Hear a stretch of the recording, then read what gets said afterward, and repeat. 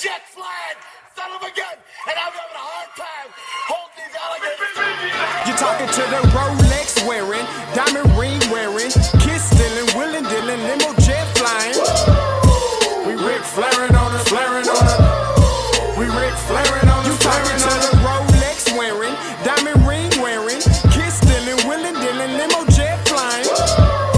We Rick flaring on us, flaring on us. Jet, we Rick flaring on us, flaring on us.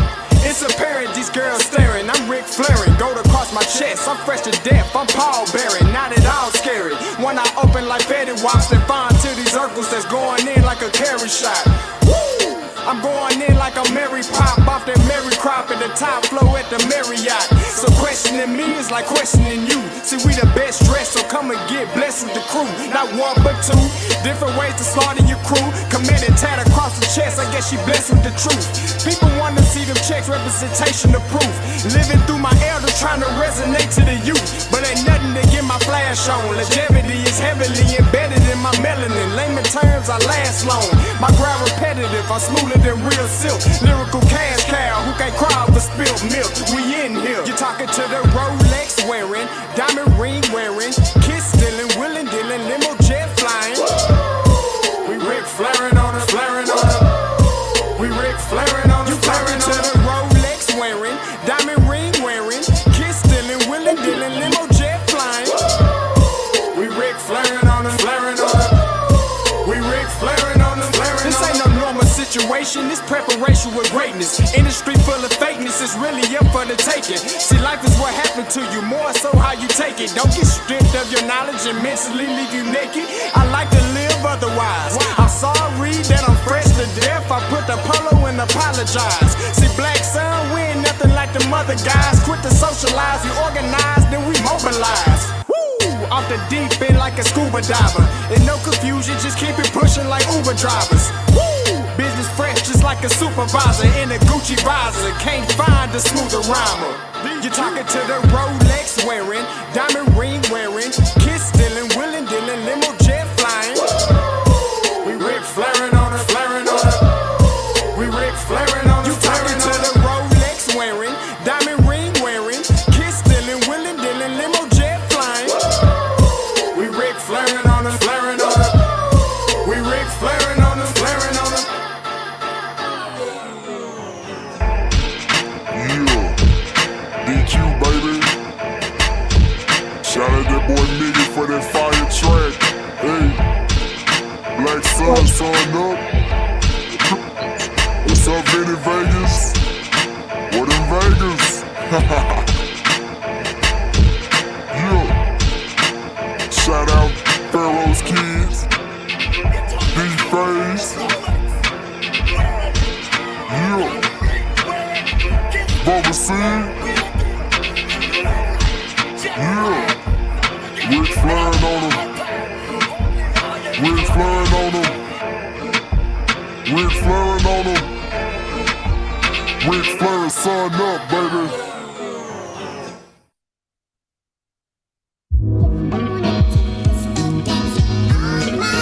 Scotty, you going crazy for this one. We see what you're doing, we salute you. Hey, let's get it started. It's Backpack Capital One. What's in your wallet? Got a call from my man A. Scott. I said I got it. Love that you highlighting all of these black colleges. Try to pay me for doing this. Look, bruh, if you don't get off my line with that foolishness, voice of the swag, pull up where you at, no cap. If the Brody is speaking the soft facts, my advice, tune in to every show. Captain Petty, but we know that the sergeants with the smoke. Speculate, just tell me what is we doing. Get into it, okay, look, I'ma say this and keep it moving. My boy Scotty, man, he offered the leash. Black grad, paying college, I'm glad that he called me.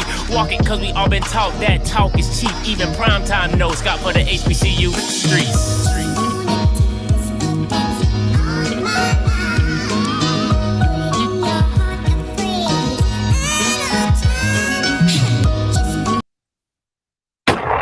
What is going on, everybody? Happy Tuesday, happy Tuesday, happy Tuesday. Don't get blocked up in this chat talking about my Cowboys. Don't even do it to yourself. Don't even do it to yourself. I like you guys. Don't get blocked for talking about my Cowboys. You find yourself blocked real quick. All right, real quick. All right, so listen, we get into some film breakdown today of Grambling. I know a lot of people haven't seen the game. Some people have seen the Arkansas State game. Some people haven't. Some people saw the Northwestern State game. Some people haven't. What I'm going to do today is I'm not going to do a deep dive, right? I'm doing a light overview of what Grambling is, where I think their strengths are, where I think their weaknesses are, and just some things that would help against Jackson State in certain aspects. All right, so it's a little bit of film breakdown. It's not going to be a deep dive. I didn't want to do a deep dive. I just wanted to kind of give something light and overview of what it is. Y'all might consider it a deep dive. I don't consider it a deep dive and everything like that. So it all is to each his own of, whatever you feel you might not. All right. So listen, first thing first, let's get to some quick notes, right? So let's get to some notes that I made. All right. So offensive thoughts of Grambling, they run and it leads to pass. Okay. They are not a pass first team. They are not a pass happy team. They want to run and it leads to the pass. The RPOs, the counters, the pulls, the zone reads, all of that to get you flowing, get you one way, and then throw it backside or however. All right. They will spread you out. All right. So don't be shocked if you see empties a 2x2 set and they still run the ball. All right. Don't be surprised if you see a 3x1 set and they still run the ball. They will spread you out to get numbers in the box in a favorable position to run the ball. All right. They're not much of a tempo team. I know a lot of you guys see that in the SWAC. What I mean by tempo is they're real up base. They're real fast. They get to the ball and hurry. That's not them. All right. They might do it every now and again, but that is not their cup of tea. They just want to methodically work the ball up the field, get in the right situation, and they will take their shots. All right. They will take their shots in regards to of how they do this thing. They do have big yard. Everybody knows. I don't think anybody other than Ryan Pepins on their wide receiver core is under 6 foot.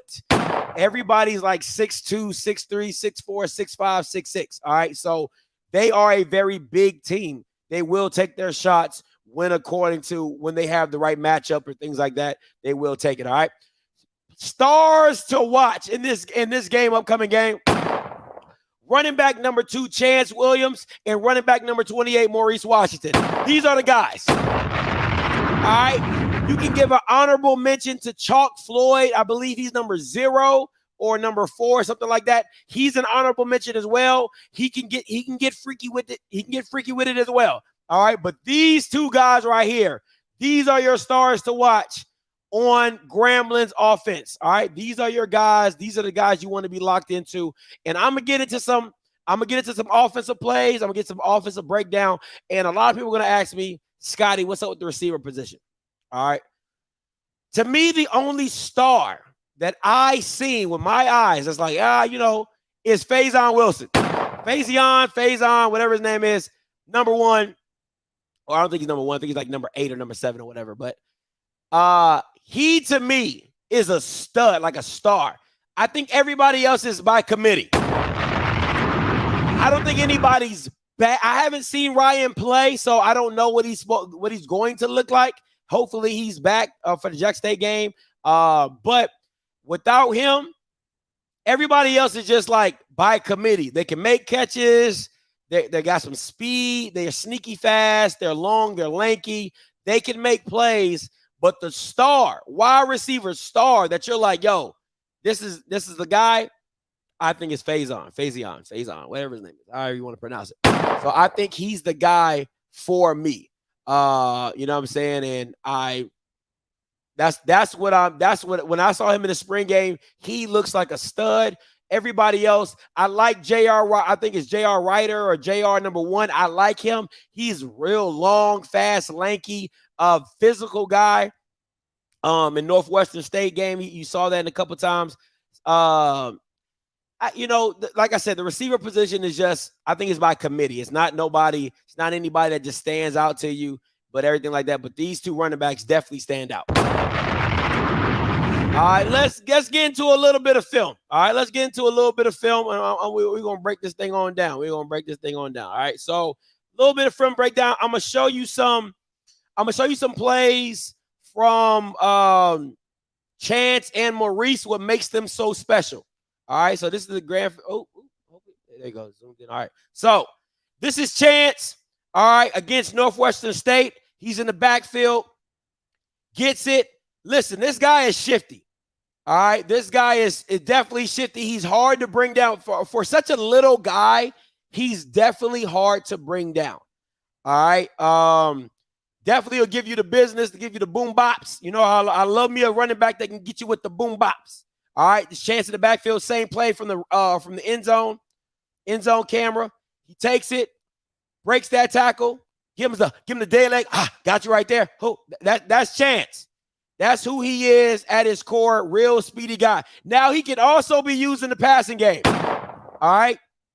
This is a little running back slip screen that they use. All right. Little short guy gets it. Boop, gets it got another one, steps out of that. Boom, hits it with, listen, to be such a small guy, right? To be such a small guy, you definitely see the potential in him getting freaky on these guys. Like, get the dead leg right there. Big guy steps out of that. All right. That is Chance Williams at his core. Real finesse guy. I mean, real boom bop guy. Got the hips, got the moves. All right. Gets loose. Dead leg right there. Steps out of that. Again, real shifty guy. Listen, you got to come to tackle. Got to come to tackle when you're playing him. All right. That's Chance.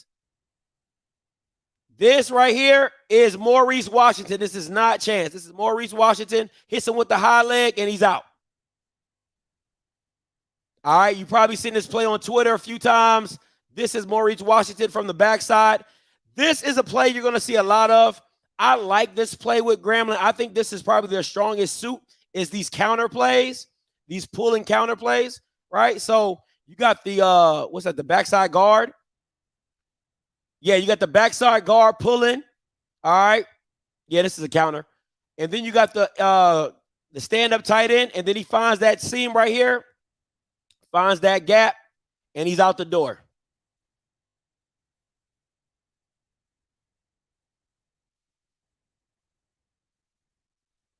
Hits his head. This is why these guys are my stars. The reason these guys are my stars is because simply they can take it to the house. If you give them a crease, if you give them a chance, they can take this game over and they can take it to the house. These aren't running backs you're going to catch from the back unless you are that fast. You know, the Zays, you know what I'm saying, the Brandon Codringtons, like the guys that have next level speed, you know, the Nuggets, these guys can chase these guys down. Most players will not. They will hit their head on the goalpost every single time if you give them a lane in the crease. Once again, this is not Chance. I apologize. This is Maurice Washington. They both got W's, though.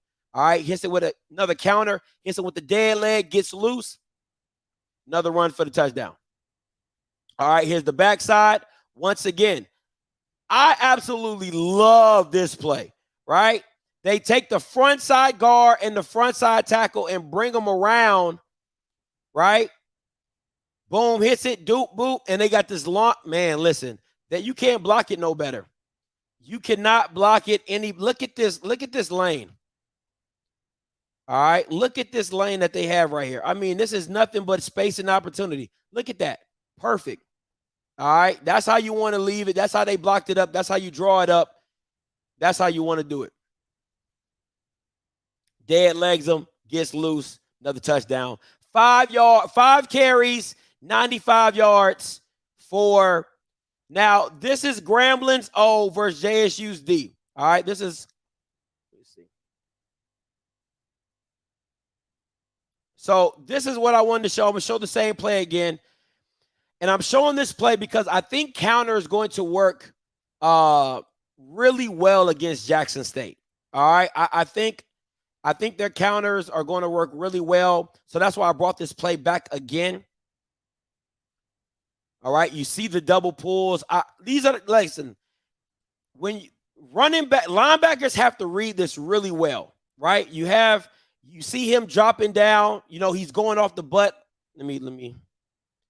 You see this guy right here. He's coming down like he's supposed to, filling the gap. But then those pulling guards and tackles, they clear it out accordingly. But I think this play will work well against Jackson State. I'll tell you one thing about Grambling's O-line. They can't zone block for crap. All right. I'm telling you right now, if they try to zone block, zone read block, zone block, whatever you want to call it, against Jackson State, it's not going to work. But I do think if they do some powers and counters, it will work. Now, this is the same play. It was originally a pass. It's from the it's from Tennessee State game. And this is originally a pass, but they do the same type of motion, right? If you see in the back right here, you get the same action in the back here, right? You get the same pulling action. You get the same pulling action back there. You see it come around. And he has this lane. And so if he would have gave it up, the running back had this lane. That's why I think that pulling counters, I think that's going to work really well in the situation with Jackson State. Now they could do something different to change it up because they know Grambling. They watching film like I'm watching film, so they know Grambling does like to pull and counter. So they could do something different, maybe slant the line or however. But I really do believe that if they do this just right, you know, they could get gaps and creases like this for Maurice Washington and Chance Williams and get loose. All right. But once again, like I said, that was an original pass.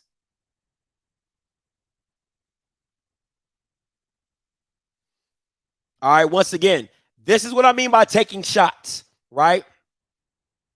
You got to take shots. Like even with the alignment right here down at the bottom, right? You got this one-on-one matchup right here. The safety up here is out of the way.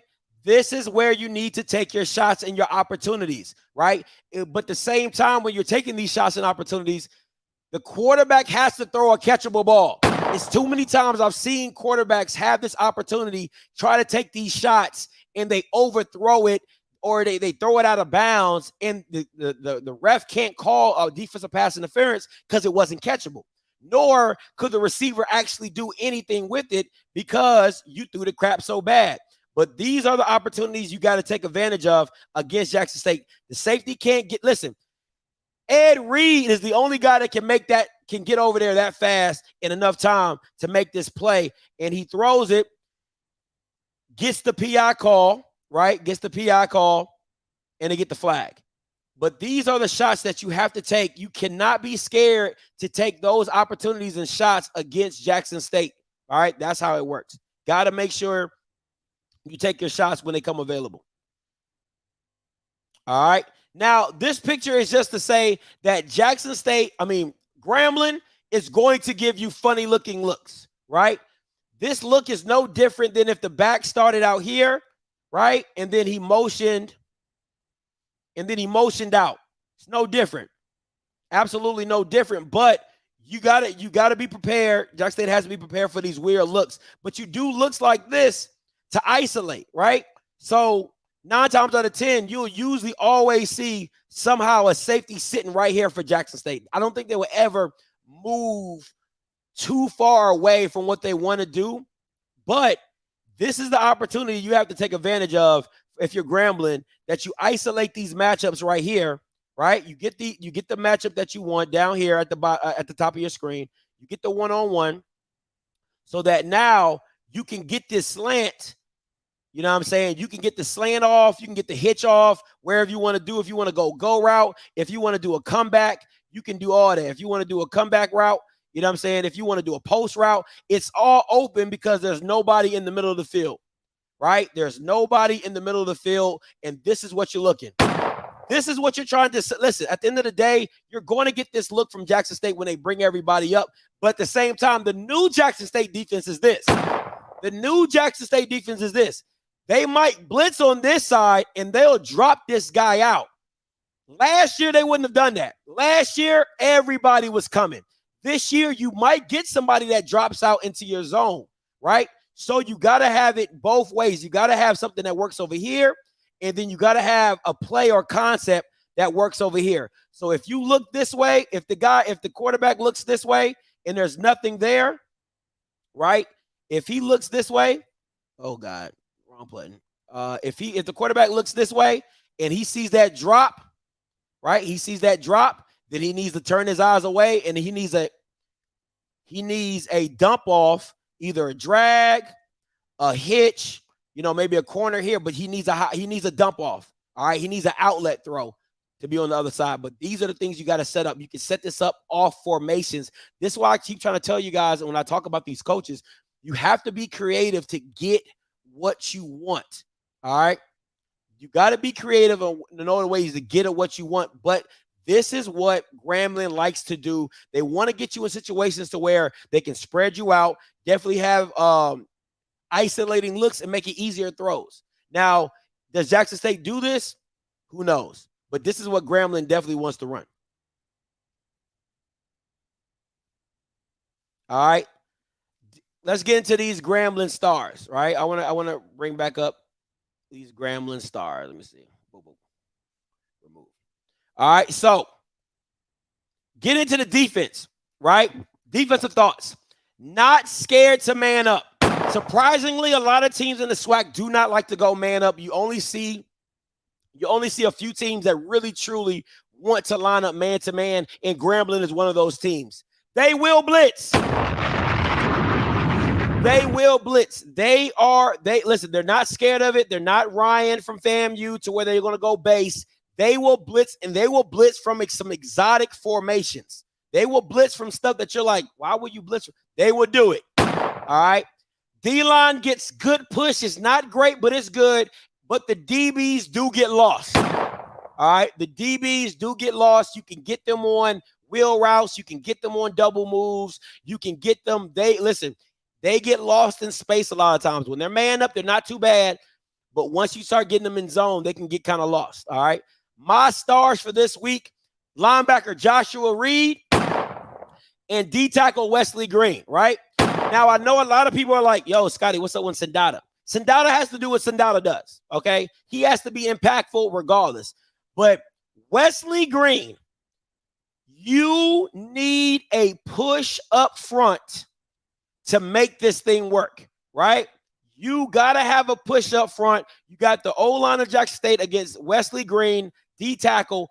He has to get pushed. He has to go forward, and you're going to see what type of penetration that a Wesley Green can get and has done in the game. Joshua Reed, listen, you do not want to get hit by Joshua Reed, all right? Smart, fast, very witty linebacker. He's a little undersized, but listen, he knows how to throw his weight around. He knows how to get around blocks pretty easily. He does jump out the way too many times. All right. He does jump out the way too many times. And as a linebacker, you don't really want to leave your feet.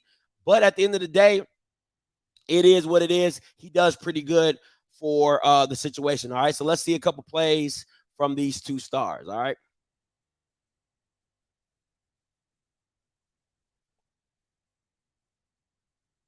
All right, this is Wesley Green.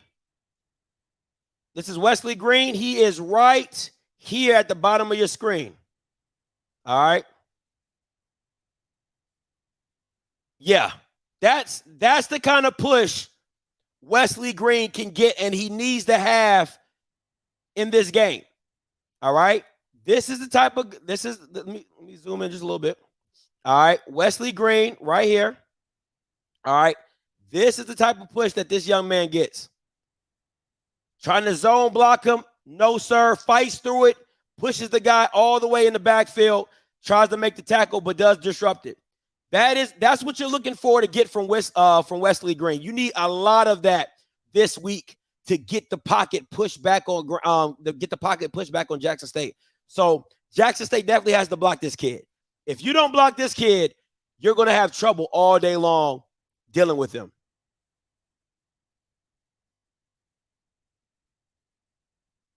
All right. This is Joshua Reed right here in the middle of your screen right here.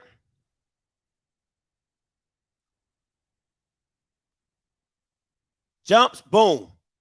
All right. dodges it, dodges the blocker. Let me go back. All right. Dodges the blocker right here coming around the counter block, the pulling blocker. Misses him. Not one you want to get hit by. Not the guy you want to be hit by. Joshua Reed. All right. Does well in drops. All right. He does well in drops. He gets a little lost in space, but he holds his own. He holds his own. All right. So this is Grambling's D versus JSU O. Right. These are some things I want to see. The half of the thing when you're playing Jackson State, right? It comes with alignment. And this is against FAMU, right? This was my issue all game with Jackson State is the alignment, right? Guys like this have nobody in front of them, and you think Shedeur Sanders is not going to see this. Another thing, playing 10 yards off, right? Playing 5 or 7 yards off. This is ridiculous. You're not going to get this from Grambling State. You're not going to get this from Grambling. All right? You're not going to get this from Grambling very often. They will press man you. All right? They will get up in your grill. That's what they want to do. I think Cedric Thornton is definitely going to change it up. This soft coverage is horrible. Absolutely, right? But look how easy. Listen. This reason alone is why Ryan Smith should be fired from FAMU. All right? This is exactly the reason why he should be fired. Look at this. Like, what are we doing? That's what I'm saying. That you can't do. Right? Grambling, on the other hand, they're not going to do that. Right? You see the soft coverage out here. Right? But you see the press man on the inside. I rather have that, right? Because this throw to the boundary is a lot harder than this throw. That's why this is press man. That's why these are like literally boundary throws, right? So if you're on the hashes, every quarterback can make that throw. Right? Every quarterback can make that throw. Shedeur can make that throw. My grandmama can make that throw. Everybody. But these are the throws you want your quarterback. You want the quarterback to make these throws. Why? The longer the throw, it's easier to sail. It can go high. It can get hit. It can get hit in the dirt. All that type of thing. A lot of stuff can happen. But these easy throws off the hashes, nah, you got to press man that. So you're going to see Grambling do a lot of press man in those instincts. Here we go. All right. And you're going to see this from Jackson State a lot. You're going to see how they went underneath, right? If you're looking at it right here, this is a great concept, right? Great concept. You're going to see Jackson State throw that ball. Shedeur is going to throw that thing right here. Right? But that's what it is. Press man. You're going to see a lot of that. But this is what Grambling's defense likes to bring.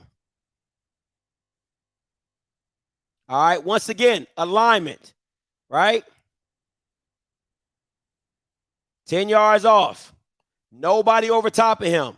Nobody over top of him. 5 yards off. 7 yards off. 7 yards. Like, listen, alignment is the worst thing in the SWAC off the rip. Look at this. Look at this. Look at that. That's horrible. That is absolutely horrible. It's probably the worst thing I've seen in the SWAC is alignment when it comes to DBs and wide receivers. This is horrible. Why do you think he went 17-17? This is too easy. This is elementary to Shedeur, right? You can't do stuff like this. You can't. Look, pitch and catch. Pitch and catch, right? And what did I just say about the boundary? Right? Anything around these hashes is easy money. Anything outside these hashes is easy money. Boom, easy money. Grambling's defense is definitely going to try to take those away, right? Grambling's defense, I keep trying, listen, they are going to take that away. All right. Grambling's defense, they're going to make you make these long throws. All right, that's what it is.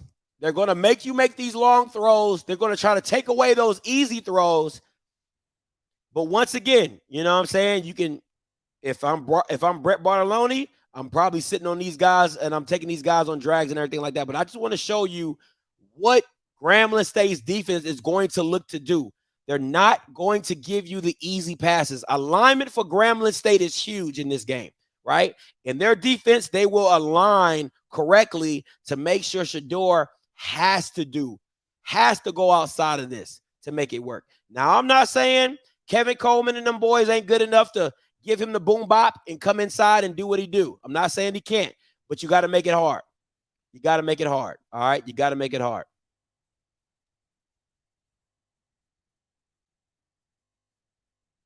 All right. I believe this might be, once again, I want to show you these alignments. Press man. All right. I want to show you this. But this is what I also want to show you. All right. This is also what I want to show you. Grambling is not afraid to blitz out of formations that you wouldn't expect them to blitz. Now, when I was watching this, I'm like, this, you know, when I'm watching the game, I didn't expect them to blitz out this formation, but they absolutely do. All right. So those are things that, once again, you don't see from a lot of teams in the SWAC. They don't blitz in trips. Like, a lot of teams do not blitz in trips because of the simple fact of they don't want to get caught up. Now, what this situation happens is, let's keep it a whole buck. You send this guy, Shedeur sees it late, he pulls it and throws it. All right? Because now you got 1, 2 against 2. And if this is a Dallas Daniels or Kevin Coleman or whoever, they taking this drink to the crib. But I do want to show that Grambling is not afraid to blitz in awkward situations. All right? They're not afraid to blitz in awkward situations and especially in situations where you expect, like, okay, they're going to play base coverage and things like that, right? No. Grambling is not afraid to bring it in those situations. But before I get done with this breakdown, right? Before I get done with this breakdown, what I want to show you guys is the alignment. The alignment is key. And I think at the end of the day, this alone, just showing press man is better than being 5 or 7 yards off when you're dealing with Jack State's offense. You have to make them think. You have to make Shedeur think. You have to make Brock Bartolone think. You can't just sit back and allow them to pick you apart up and down the field, right? You got to play good man-to-man. And stuff like this, when you try to run these wide receiver screens, it makes it that much more easy for this safety to come down and fill, right? Because he knows these blocks are already taken, so my job is to fill that lane and do what I do, all right?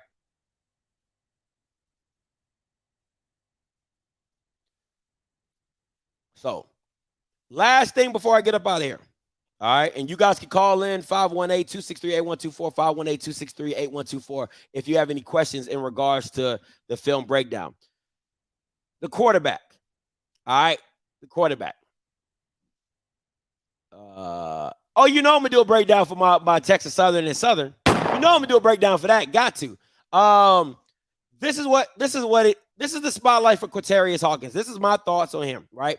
Strong arm, has sneaky speed, all right? Long legs, can get up. Accuracy is not consistent. It usually is high. He usually, like, when he puts his foot down, his ball usually sails on him. And his anticipation is late. Most college quarterbacks are. That's fair, you know what I'm saying? Not everybody has great anticipation. I mean, that's a high-level skill. But with Quaterius Hawkins, he has to get comfortable really fast, right? He has to get comfortable really quickly, and the O-line is going to have to protect him to let him get these passes off quickly. Now, if I'm Grambling and I'm going into this game, I'm doing QB powers. Quaterius Hawkins is big enough. He's only 6'1", 6 foot, about 185, 200 pounds or whatever. but he's a solid stature. You got to do some QB powers with him. You got to get some positive yardage. You got to get him comfortable. I think maybe some tunnel screens, wide receiver tunnel screens, wide receiver, middle screens, tight end screens. Something has to happen well enough for Quintarius to get comfortable from the game set and everything going forward. But this is their guy. This is their guy. Quintarius Hawkins can make some throws. Like I said, has a strong arm, can bomb it. But we'll see how comfortable they get. How comfortable they really get. I don't see much from the Grambling State offense. I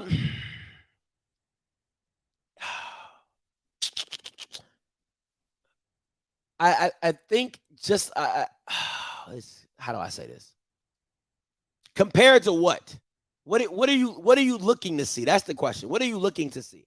Because that's the real question. What are you looking to see? When you say I don't see much from the Grambling State offense, what are you trying to see? Like, what do you expect to see? Because nobody's offense looks the same, but doesn't mean it's not effective. So I'm trying to confuse about what you're seeing.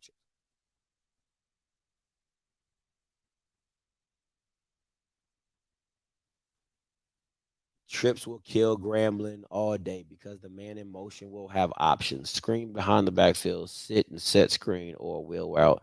In the same for a high wide receiver. Number 2, the surgeon. I guess I don't know what you're trying to say. That doesn't make sense, but okay. I can see JSU offense putting on Twitter. But that doesn't have anything to do with your statement. You said you don't see much from the Grambling State offense. Like, you guys don't make sense. Just you're comparing Jackson State's offense to Grambling's offense, and they don't run the same offense. So that's what I'm saying. Like, you can't say I don't see much from them, and then you're comparing it to Jackson State's. That's not they don't run the same offense. So if you understand what type of offense they have, then I'm asking you, what are you trying to see? Because they're not trying to be an air raid. That's not their style. They're not trying to throw it around the yard. That's not their style. They are a run-first team that has ball control, that's going to take their shots. It's different than a Jackson State team that wants to throw the ball and then run and stay balanced. That's two different things. Come on, man. Like, what are we talking about?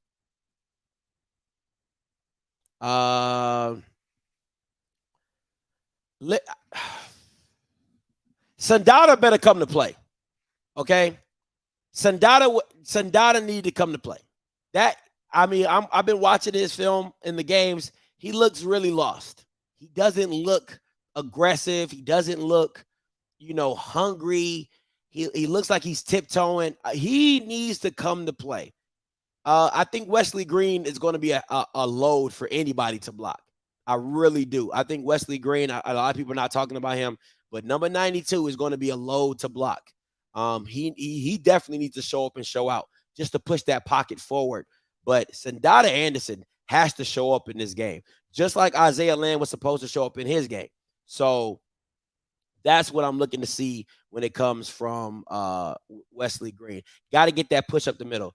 Didn't have the beat that Anderson would. Didn't have that bet that Anderson would have more sacks. I did. I don't think I bet it. I think I said it. I don't know if I bet somebody, but I definitely know I said that Sandata would have a better year than Isaiah Land. And it's not looking too bad, if I'm being honest. It's not looking, because Isaiah Land is not really doing anything special. So it's not looking too hard. For folks that say they went to college, road turbos, y'all have to learn how. That ain't me, though, Jeremiah. Don't put that standard on me, man. Don't put that standard on me, man. Isn't that what you probably said the same thing about Tennessee State? Shows how much you know. All right. So my final thoughts, right?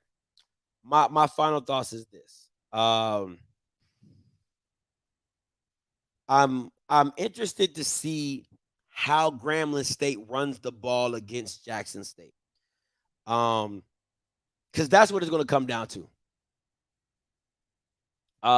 That's what it's going to come down to. How Grambling State, Maurice Washington, Chance Williams, how they get off and how creative they can get them the ball in certain circumstances and situations.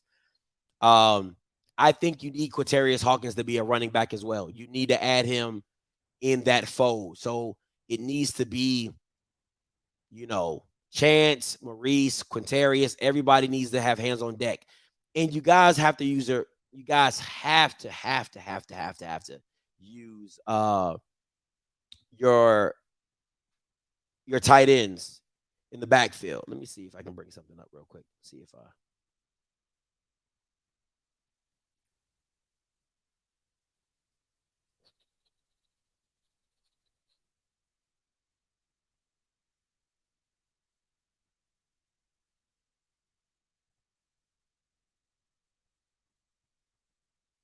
all right, let me bring something up real quick.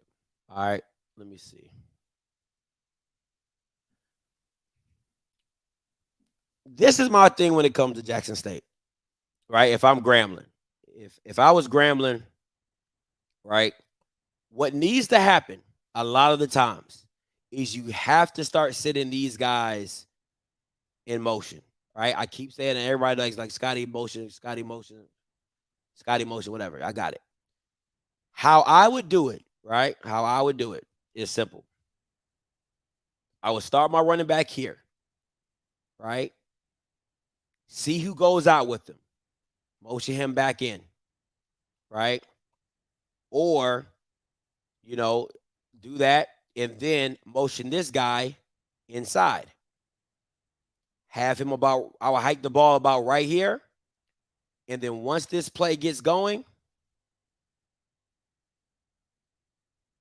because he's motioning in, you're sitting right here. Or you could do an option route to where if the guy is on the inside, he bounces it out.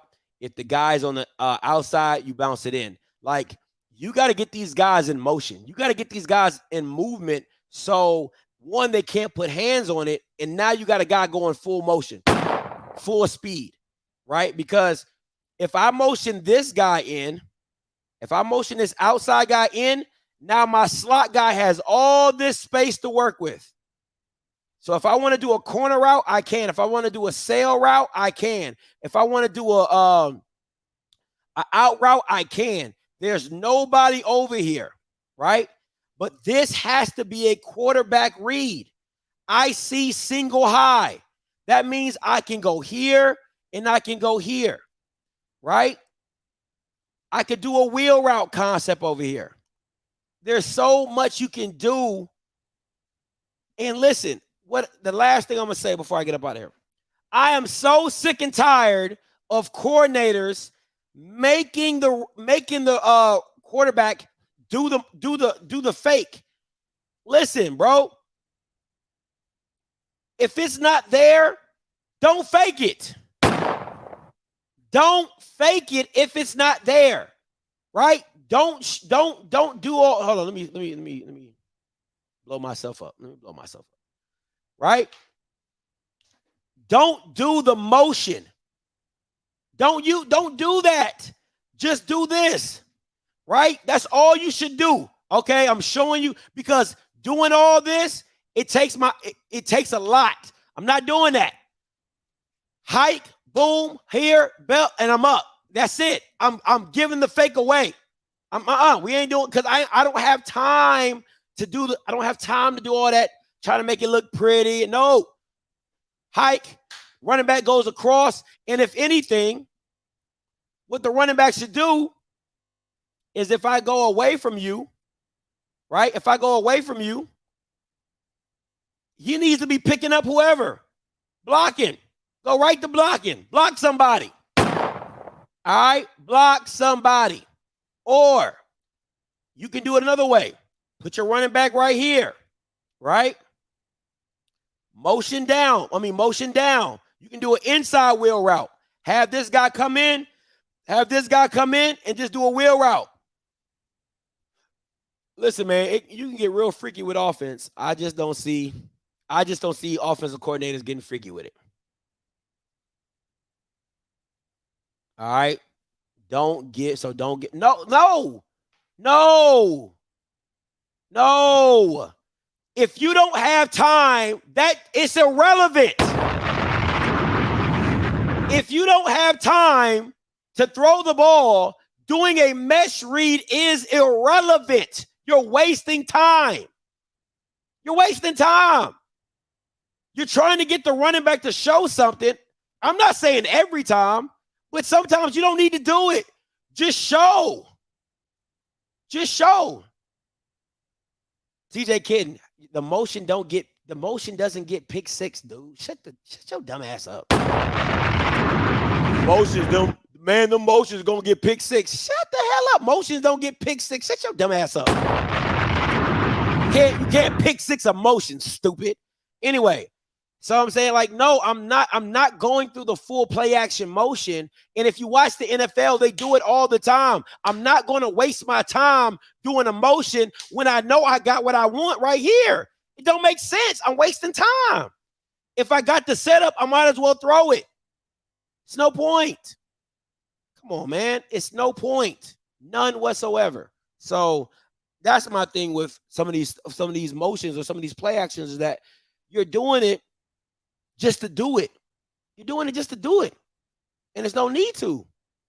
Now, if you're Grambling and you run the ball as much as you probably do, you can do it every now and again. But at some point in time, you gotta push the X button on that joker, cancel that out, and throw it.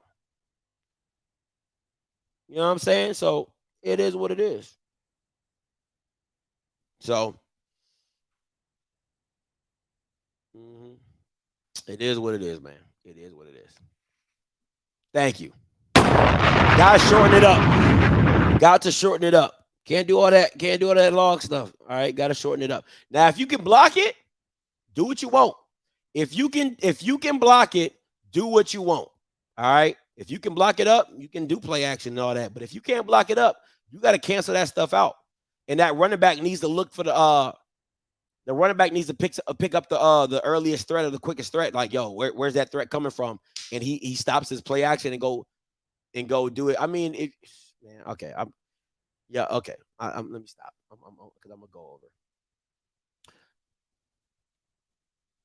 over under. If Grambling don't run over 100 yards, they don't win this game. If the Grambling doesn't run over 100 yards, they do not win this game. This is not a game you put on Quintarius Hawkins. All right. This is not a game you put on Quintarius Hawkins. It has to be a team game. It has to be a very balanced game. So you need Maurice to go for 80. You need Chance to go for 60. You need a very, very, very balanced attack in this. You know what I'm saying?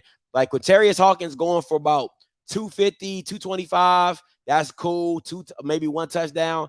And then you got Maurice going for 80, maybe Chance going for 50 or 60, something like that. That's where you need it to be at. Because if you put on this game on Quintarius Hawkins, this game is over. If you put this game on Quintarius Hawkins, the breakdown is a waste of time. Swag and agency coaches don't make any adjustment. They call it play and stay in play regardless. I didn't say that you feel like I gave my opinion on the breakdown and you came and talked about I said you could be whatever. Grambling leads 150 rushing yards, so drives rush the. Yep. And listen, and the Grambling State defense, half the battle is alignment. All right. And that's on both sides of the ball. I can show you I'm not even gonna get to that. But Grambling State, the defense, I'm believing in Cedric Thornton to just have some of this stuff is just really basic. Just pure alignment.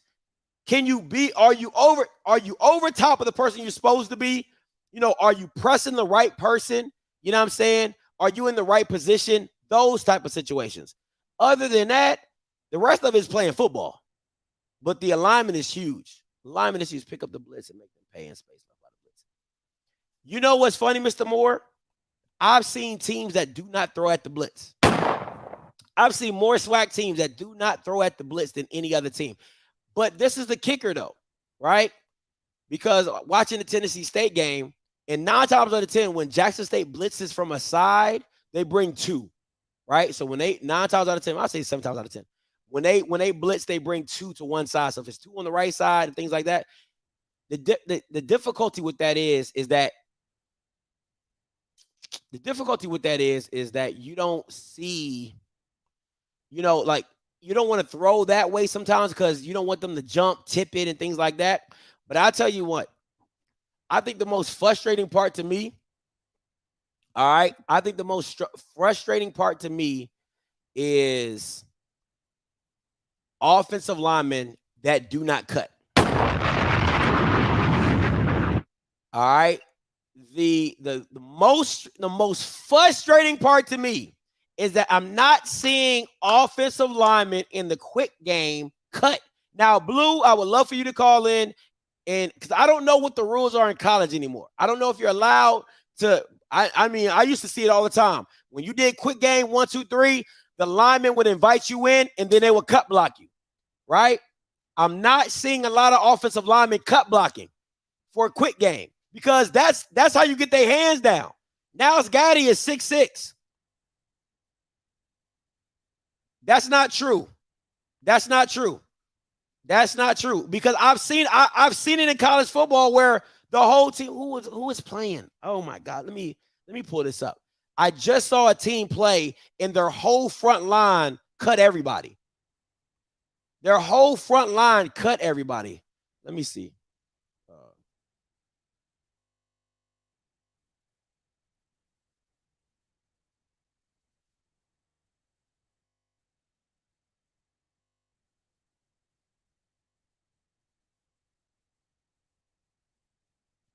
All right, so here's the rule.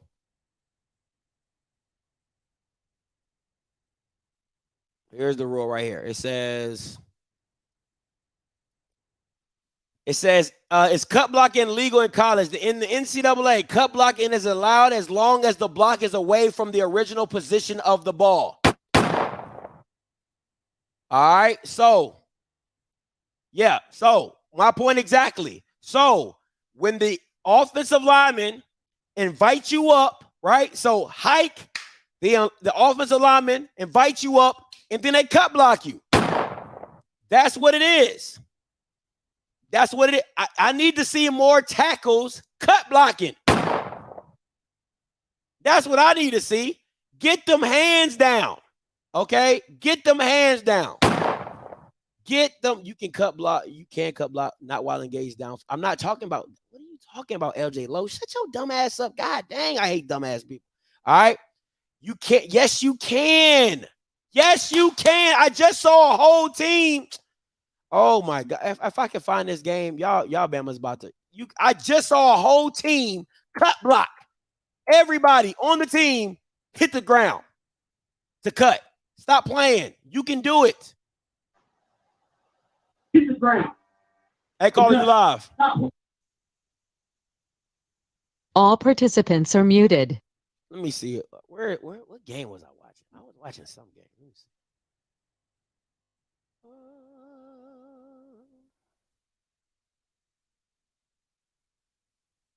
Let me see if I can remember what game I was watching where everybody cut block.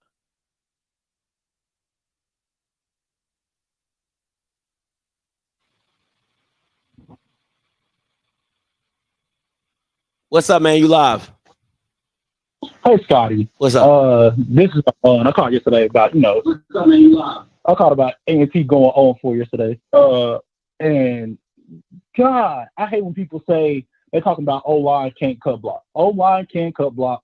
It's been a thing. I think Blue even put it in the chat and said, yo, you can't chop block, which is basically hollow, which means that you can't be engaged with somebody and the person that's engaged, they get chopped by their legs from somebody else. Mm-hmm. That's illegal.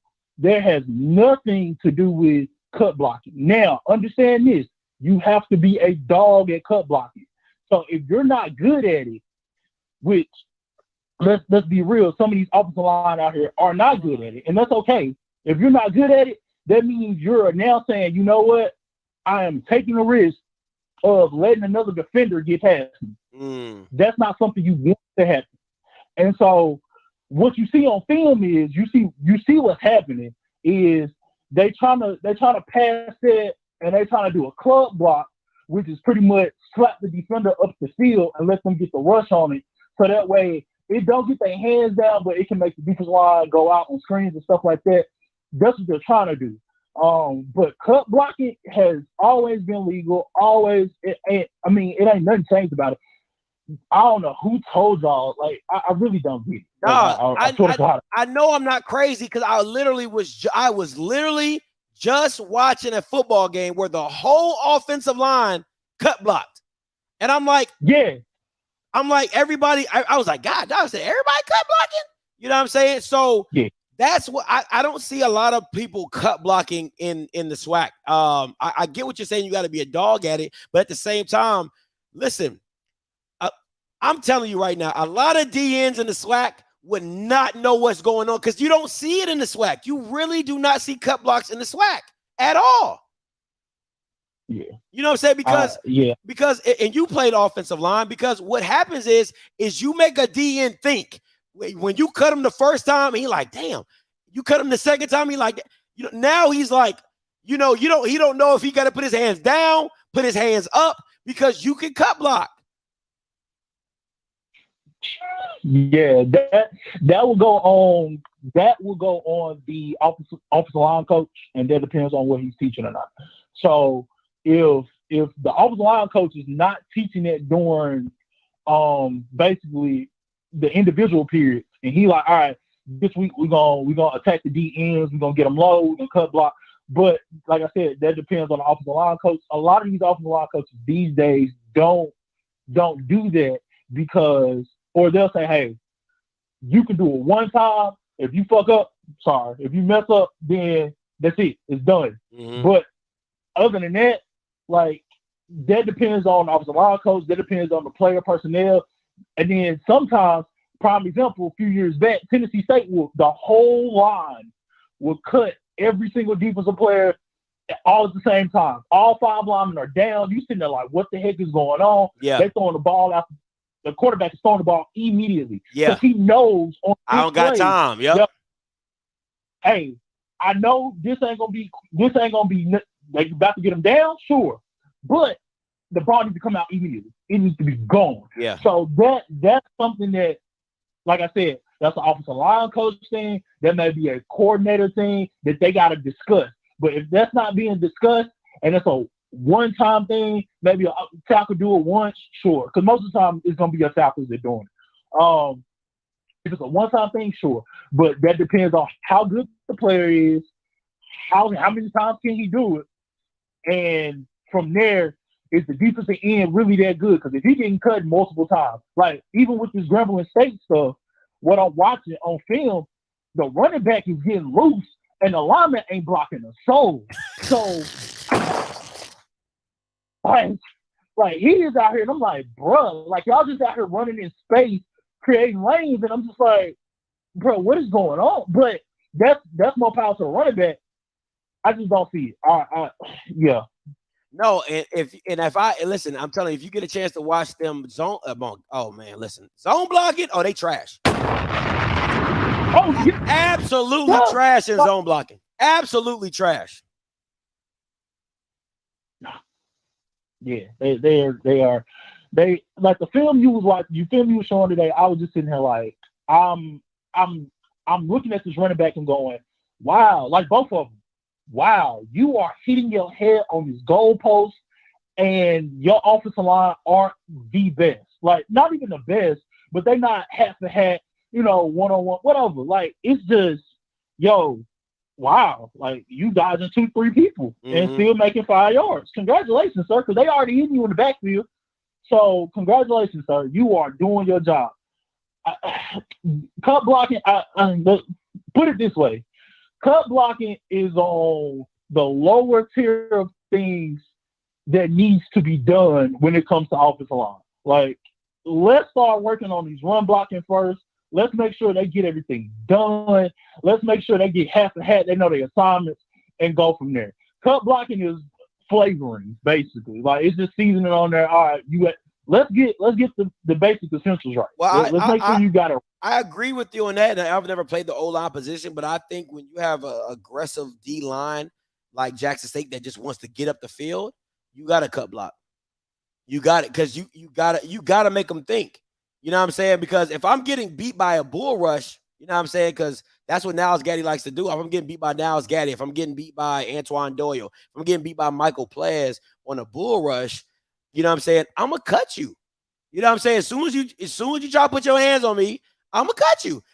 But you're right, the ball needs to be coming out because once it gets back up, it's a done deal. You know what I'm saying? Yeah. But I mean, I think it's an avenue that needs to be dabbled in to see what to help offensive linemen. But go ahead.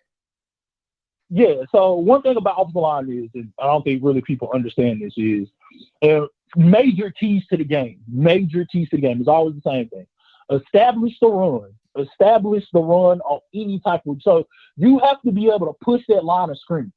If that way, the defensive line, like if you've ever played in the game and you watch the team just run the ball on the defense, but you ain't never had to pass, it gasses the defensive line out. Because at that point, I can't switch them in and out as quickly as I want to. Because usually they get switched out every third round. If we keep running the ball on you consistently and effectively, it changes the entire game of what you have to put in your mind. Because the defensive line, you're like, bro, like I can't get switched out because especially when everybody runs a no-huddle offense these days. Yeah. Oh, it's a gas. Like you're gassing everybody. So that right there. The other thing is protecting the football. That's what we always get taught is establish the run, protect the football, and then the other thing is make sure your special teams are special. So that pretty much is the keys to the game. And if you can do that, you ain't really got to worry about, like I said, cut blocking. Now, if in the SWAT, the passing game is what it is, which means they don't have, I'm not saying they don't have great running backs, but they are mostly a passing league, and that's cool. So that means your tackles got to be on point. If you're getting bull rush, that means you need to be dropping your hips, and you need to make sure that everything is sturdy. If you're not dropping your hips and putting dang near just making sure that you can stop them on the front end, that means your guard needs to be helping or something. And I think a lot of times what I'm seeing is you're seeing these offensive linemen, especially these DNs, they getting a free shot. Like they are bending the corner on these tackles, regardless of a bull rush or not. So it really is one of those situations where cut blocking, yeah, sure, but let's see who the best way to put it is, let's see who has the best offensive line as a unit. Like, and in your question, who does have the best offensive line as a unit in the SWAT? I don't even know. As of right now, I don't even know if I'm being honest. Because I haven't seen everybody. That's the question that needs to be asked. Yeah. Like as a unit, not as an individual. Because you can have an All-American tackle and it serves good for him, but it's not good enough for the rest of the offensive line if you got 4 of the weak links.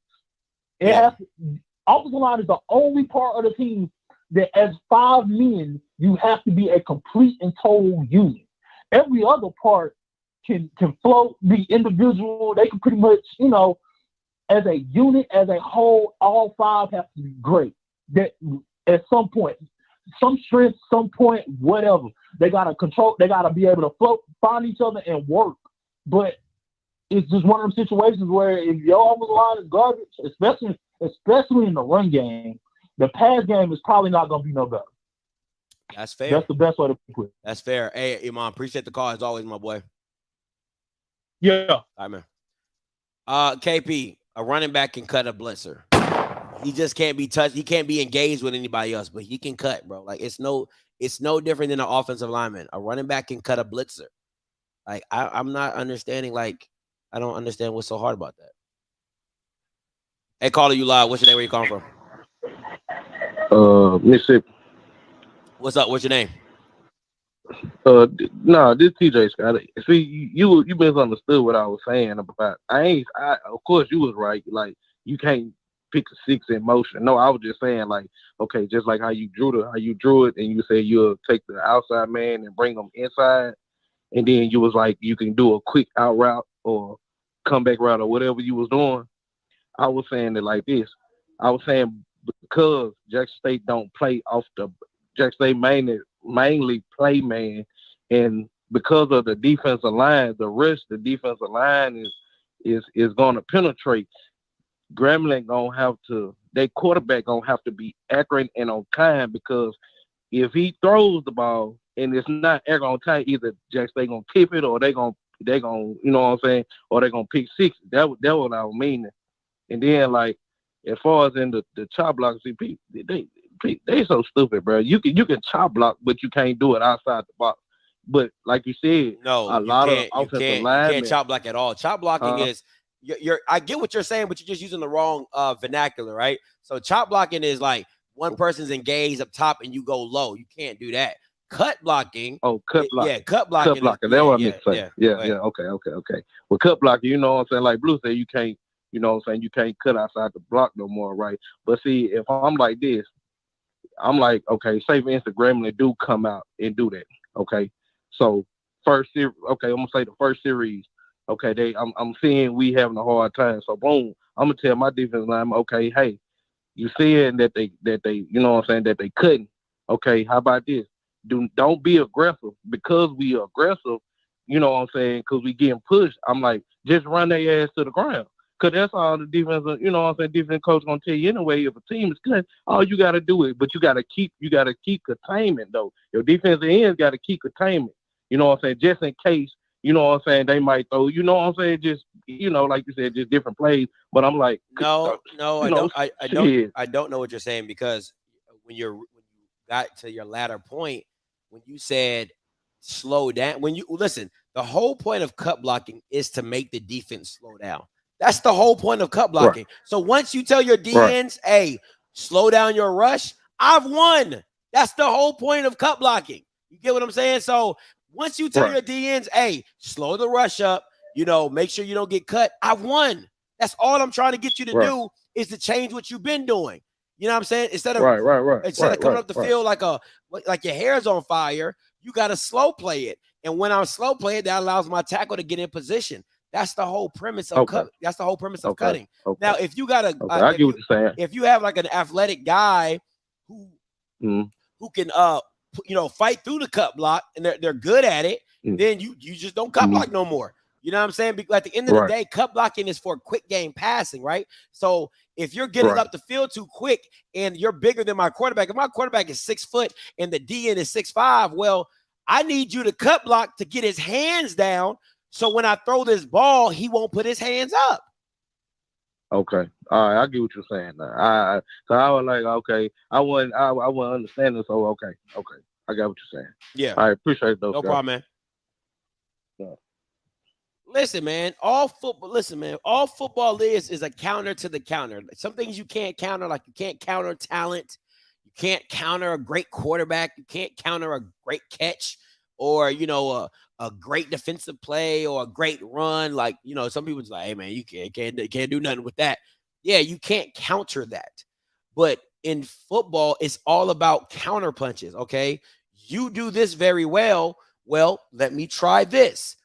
Okay, that worked. All right, it's all about counter punches. And when you don't have a counter to somebody's punch, they just gonna keep jabbing you to death. I mean, that's literally all Jackson State does, is they jab you to death. They gonna keep doing what they do until you counter it, right? So hopefully Grambling State can put up a fight to where now they're showing something different. They're doing something different. You know what I'm saying? They're giving different looks. They're exploiting the middle. Listen, man. Anybody, Lottie Dottie, you have to exploit the middle of the field when it comes to Jackson State. You cannot continuously keep throwing to the boundary. Your quarterbacks aren't that good. Okay, let me say that very clear. Your quarterbacks are not that good to continually keep throwing to the boundary. You have to change it up. You have to get stuff in the middle of the field. It's an easier read for a lot of quarterbacks. It's an easier throw, right? It's more dangerous because if you go high, 9 times out of 10, you'll throw it to a safety. But, you know what I'm saying? You want to exploit the middle of the field, or at least hash from the hashes to the middle of the field. That's where you want to keep that vision. But when you're forcing quarterbacks to continually throw to the boundary, that's a hard throw. Consistently, that's a hard throw. So but that's it, guys. Listen, man. This will be my last show for today. Let me take this call. Hey, caller, you live. What's going? Can you hear me, sir? Yes, sir. What's up, Doc? You got it, man. First of all, good show, good breakdown, man. And I mean, you just giving nuggets to this game. If somebody on Grambling's team is listening, they need to listen. Hopefully. Lord, hopefully. But definitely, this is gonna be a good game. You know, JSU, I don't want them to take this lightly, and I want to make sure that they do what they need to do. I seen you said something earlier about chop blocking and different things like that. Well, nowadays you have actually coaches on the sideline looking for linemen that are doing that, and they're warning the refs. So you wouldn't get away with that too many times.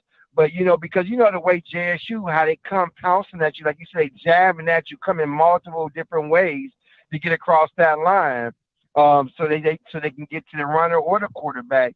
So that definitely ain't gonna work too many times, man. So I'm just basically giving everything to the defense. If the defense stay on point and do what you saying something. Chop blocking is different than cut blocking. You can't get away with chop blocking. You can get away with cut blocking. They're two different things. I hope you guys got to really understand what you're saying, because I'm not saying chop blocking. That's not what I'm saying. I'm saying cut blocking. They're two different. Go ahead. Absolutely. No, I was just looking in the feed, and some people was talking about chop blocking. I just wanted to make that note that refs and coaches are looking out for that, because a lot of players are getting injured. Yeah. But I hear what you said, absolutely. Yeah. But all I'm just wondering, if our defense just stays solid, just the way they played against Tennessee, man, like once again, our defense won that for us. They kept us in the game till we was finally able to cash in on a touchdown. But our defense is the one that kept us there. And if our defense stay on point, make the adjustments that they have to do against Grambling, then I'm believing we're going to come out of there. I give us a 2-touchdown win. I'm not trying to say we're going to blast Grambling, but I just want our defense to stay where they are and get better than what I seen last week. And I feel confident we're going to come out with the win. All righty. That's what's up. Hey, appreciate the call as always, Doc. Thank you, sir. All right, no problem. All right, coming to you, N.O. Joe. Hey, you live. Hey, what's going on, Scott? This ain't got nothing to do with the show. I just want to finish. If it's not a good time, then I'll call back another time. Go ahead. All right. One thing I hate is a man that gossips like a woman. Scott, I don't agree with everything you say. I don't agree with everything you do, but I rock with you. Appreciate it. Y'all that watch this show, if you don't like what Scott is saying or what he do, stop watching. Stop going over to other platforms gossiping like bitches. I'm sorry for cussing, but it pissed me off what I heard the other night. Stop watching it. Because y'all go watch his show, then y'all go to somebody else's show and talk about him like you're a motherfucking dog. Like he ain't shit. If you don't like what he's saying, stop watching. Don't nobody like what I got to say. Shit, we can I ain't gonna say all that. I'm just pissed off. That's all I gotta say, Scott. If y'all don't like what he got to say, man, stop going to other platforms and talking like hoes. That's what women do. Women talk like women gossip. Men don't gossip. I'm from the old school. We don't gossip. That's just Scott. That's all I gotta say, man. Hey, appreciate it, N.O. Joe.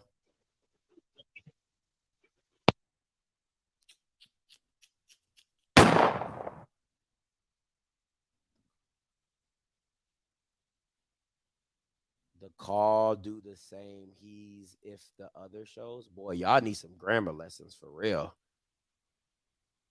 TG coming to you. Boy, y'all need. What's up? Oh, nah. What's up, TG? Bruh, I'm gonna tell you something funny, bruh. At least I thought it was funny. I was listening to some stuff, and I'm gonna use some code here. I was listening to some stuff here. Just going through some social media stuff or whatever. And I came up on a particular show. And I'm listening to it, commentating or whatever.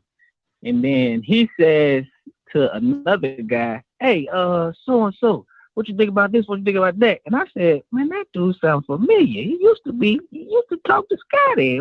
I guess he done switched over. He don't like Scotty no more. Bro, I was so weak, bro. I was laughing so hard, bro. I just thought it was funny, man. So I just thought I'd share it with you, bro. Hey, it was funny to me. Listen, man, and it's so funny because I had somebody call me from my conscience committee, and they were watching some stuff last night, and they was like, Scotty, people be saying some stuff. And for me, this is how I look at it, right? If and anybody you can go, but you can run to that. If you come on my there is no way somebody's gonna come on my platform and talk about somebody else. Now I'm gonna do that. I do that by myself. I don't need nobody in the comments help for that. I'm gonna do that by my damn self, right? Because if I have a problem with somebody, I'm gonna say my problem. My thing is this: why are other platforms it's crazy to me how I can go to other platforms and my name is in your chat or my name is the subject of conversation in your show. Like that's just I'm like for me, I feel like I'm winning. You know what I'm saying? Because I don't need to talk about nobody else. I like that's winning for me. So my only issue is this, and I'm gonna say it right here. If you're a person that talks in a general statement and say, hey, like, oh my God, this person is this, or this person is that, or this is mess, and this is messy, and this all that, and you're being really general, and then you get mad when people address you by your name in something in response to what you said, that's weak. That's weak to me. Like, that's like me saying, and I don't have a problem with Blue. Y'all know Blue, my boy, right? If I was like, man, I can't stand that white boy on YouTube who be doing all the analytics and stuff. Man, that's crazy. He think he all this, all that. He just being messy. And if Blue was like, yo, I heard Scotty was talking about me. What's up with that?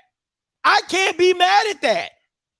I can't be mad. You know what I'm saying? Like, that's the thing that kills me. People want to say stuff, and then they get mad when I respond to what they say. Because I keep saying, I'm a hit dollar. You know me, I'm a hit dog. If it's an inkling that I feel you talking about me, I want to address it. But I'm trying to mature. You know what I'm saying? I'm trying to mature. So this is me maturing.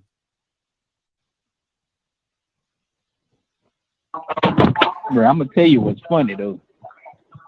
What I get mad at is how all these people be watching and don't like the stream. That's what I get mad at. These boys be watching and they ain't liking the stream. Can we get these 200-something people to like the stream? Facts. And that's all I got, bro. I just wanted to holler at you. I thought it was funny. I'm always listening, even if I don't call in, because dog, I think you're doing your thing. And when the haters keep ringing your name, you're getting higher and higher and higher, my boy. Yeah. Yeah. I don't get it. I don't get it, man. But appreciate it, TG. Hey, man. Like, I don't understand it, bro. I don't understand it. And Boss Man T, it's not just Nugget, my boy. It is not just Nugget. Don't let that confuse you. Okay. Don't let that confuse you. Okay. Please don't. It's not just Nugget. It's crazy. It's just crazy to me, man. It's crazy to me that, people they just out here doing what they do. I don't like, at the end of the day, I'm going to continue to be me. And I tell y'all, Bama, every time I start a show, what do I say? Unfollow me. If I make you feel some type of way, unfollow me. If low key you just here to hate, unfollow me. You do not have to watch. I don't ask. And it's funny. Mr. Campbell be calling me, hey, Scotty, don't tell him to unfollow you. Yes, unfollow me. Leave. Poof. Be gone. You're not affecting nothing I got going. Nothing. You can leave. I don't understand. I just don't get it. Who does that to themselves? Hey, caller, you live. Talk to me. What's up, Skirt? How you feeling, boy? Well, I'm chilling as always, man. What's goody? What's good, man? Listen, man, this weekend, man, I hollered at you, but my wife was like, I was being ghetto and ratchet. I saw you, man, sitting out at the game, man. I wanted to stop by and talk to you, but boy, I had to hurry and get in. I was already late as I was. You know how women they take too long, man, to get prepared, bro. So they was already rushing me because I was rushing them. So when I got there, I said, "Go Offscript." She said, "You ain't got time to talk." So, bro, I want to say, man, appreciate you, bro. Really, bro, the commentator, bro. I was in the stadium watching you on the phone as well. You know what I'm saying, appreciate man? that, bro. Just to see, bro, how everything was gonna work out, man. Because I knew the stream was gonna be garbage based on what I saw on Facebook and YouTube anyway. But man, I just want to say I was gonna call in and tap in with you yesterday, boy. But hey, man, I just want to tell you, man, appreciate what you're doing, man. Keep pushing, bro. Keep doing what you're doing. Hey, man, expose the truth, my boy. Come on. I know you're doing it as it is, bro. But expose the truth, bro. Keep doing it, bro. Appreciate it, man. Yes, sir. Hey, listen. Hey, Paris. I ain't have no reception. I need his service. I couldn't send a text message. I couldn't get to ESPN. I couldn't Gamecast. Whoever he got, I need him. Because I couldn't get nothing. I couldn't get nothing. All right. I couldn't get a word. All right. I couldn't call 911 if I tried. Couldn't have done it. But listen, I'm gonna get up out of here, guys. But I might have to just do a whole show. Like I really might have to do a show like F. Scotty, where people can call in and say why they mad at me, because I haven't done nothing to nobody. I ain't really do nothing to nobody. So I might do a segment to where I might be like F. Scotty. You know what I'm saying? Like, oh, Scotty, I hate you because you don't dick ride Shador. Oh, Scotty, I hate you because you don't dick ride Dion. Oh, Scotty, I hate you because you don't dick ride Jackson State. I might do it tonight while you playing. I might do it tonight. I might do something tonight. F. Scotty. Hey, caller, you allowed to talk to me. Hey, what up, Scotty, man? I just wanted to give you a heads up, bro. I started following you after the Alabama State Bethune-Cookman game last year, man, and I went home a little sad and listened to you, and I've been rocking with you ever since, bro. So I just want to say I appreciate what you're doing, man, and keep up the good work, bro. Who won that game? Bethune won that. We ain't talking about that, bro. I think Bethune won that game. Well, I think you was at that game, bro, right? Oh, no, that's A&M. That was A&M and Bethune. I was at the A&M and Bethune game. Correct. The Alabama A&M and Bethune. Correct. Yeah, I was at that game. Yeah. Oh, yeah, that was a good game. That was a really good game. In the rain, y'all came back. Bethune came back, and they threw the pick to he threw the pick to Kamari Everett in the goal line. Yeah, I remember that. Yeah.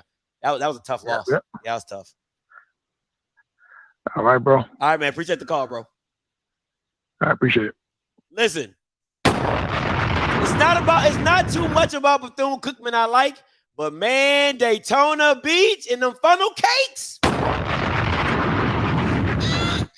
I love me some funnel cake, boy. I sure do. Do the show on 2.0. I'm gonna do it on the main channel. I'm gonna do it on the main channel so I can get as many people as I want. I gotta get you a hotspot. Man, listen, I need an expensive hotspot. I need a very expensive hotspot. You know what I'm saying? A very expensive one. On the most important things that you've done is expose the Houston Texans. The fans were the winners. Do the F. Scotty show. Yeah, I got to do that F. Scotty show. I'm gonna do that. Something like that. I might do a haters ball for Scotty. But it's funny though, when I do stuff like that, nobody wants to call in and give their piece. You know what I'm saying? That's the whole point, is to call in and be like, Scotty, I hate your ass because you a bitch. I'm like, I guess I'm a bitch. You know what I'm saying? That's just life. That's how I feel. But hey, guys, for real. I'm going to JSU and Bethune. That's in Jacksonville. You might want to check that out.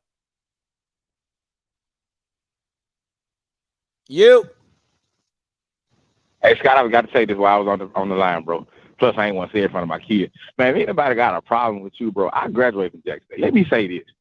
It don't take a lot of people jumping on the bandwagon, bro. Listen, because if Jackson State losing, you're going to boo Dion. And if Jackson State winning, you're going to cheer. At the end of the day, man, even me looking inside in, man, I'm proud of Dion, I'm proud of the team. But if Shador got a bad game, I'm going to say Shador had a bad game. Facts. And if Shador ain't really that great, I'm gonna say, hey, you need to bench your ass. So the thing about it is, man, anybody got a problem how you speaking? Hell, go make their own platform and speak their piece. Until then, shut the hell up. But That's just how I leave. All right, two things. That's just what I'm saying. But two things before I let you go. One, what service did you have? Because listen, bro, I couldn't get a signal to save my life in that stadium. Man, I carry my own Wi-Fi portal, bro. I got a little Wi-Fi box. I carry everywhere I go. I left the last. Hey, you gotta text me. You know the number at the top of the screen. Please text me what you got because I need that same jank. I got you, boy. I showed you that. What's your next question? My next question is I agree with you because that's why you got all the Jackson State shows. You got the CFLs, you got the Jeff Lightleys, you got the 1400 clubs, you got like 5 shows, you got the DJ Raw, you got Swag. There's like 7 YouTube channels that do nothing but swing from one side of the ball sack to the other, and then you come to me. Why? Go to I don't get it. I don't understand. I don't understand it, man. It blows my mind. And watch how crazy this is. Though. A lot of people, if I really want to be dirty and mean, I could really expose some stuff. Because, but I ain't going to really be like that. What I can say is, by being at the game, I heard a lot of Jackson State people talking bad about Deion based on the fact that the point is that Nugget ain't playing, which is cool. I understand. It do everything happen where it happened. I feel like Nugget need to leave. That's just my point blank period. If anybody want to hit me up, I'll both definitely give my number. We can already talk about it. Yeah. I just feel like he need to leave. One thing about it is I heard a lot of fans talking down on the school, and you out there screaming for the school. You know what I'm saying? You scream for the team. You booing Deion when he make a bad mistake or a bad play call, but then you cheer him because he making change. Man, listen, if you gonna boo him, you gonna cheer him. But my thing is, bro, everybody don't have to. Like I said again, I graduated from Jackson State. Everybody don't have to be on that side. It's not. I feel like this, bro. No lie. Can I be real? When Jackson State won winning, boy, I was booing.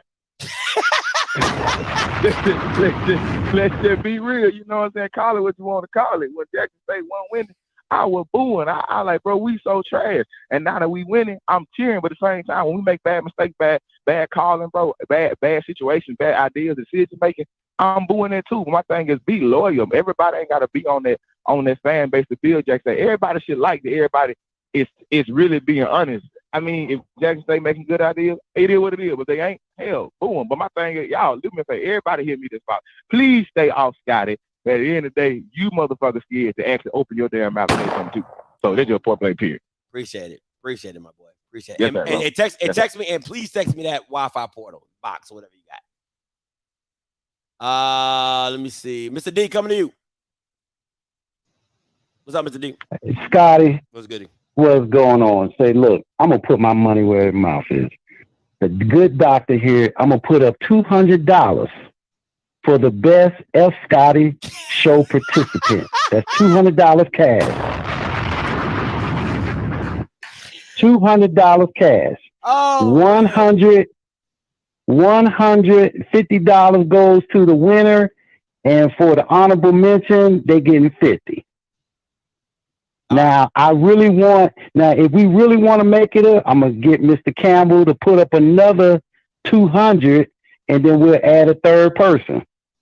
I like that. Okay, we'll put up the money, and people can say what they need to say about F. Scotty. I like that. We'll have to make that happen. All right, later. All right, no problem. Appreciate it. So the challenge is to have an F. Scotty show, right? So you call up to the show and you say why you hate me. That's just what it is, man. You call in and say why you hate Scotty. That's the and the best response gets $150.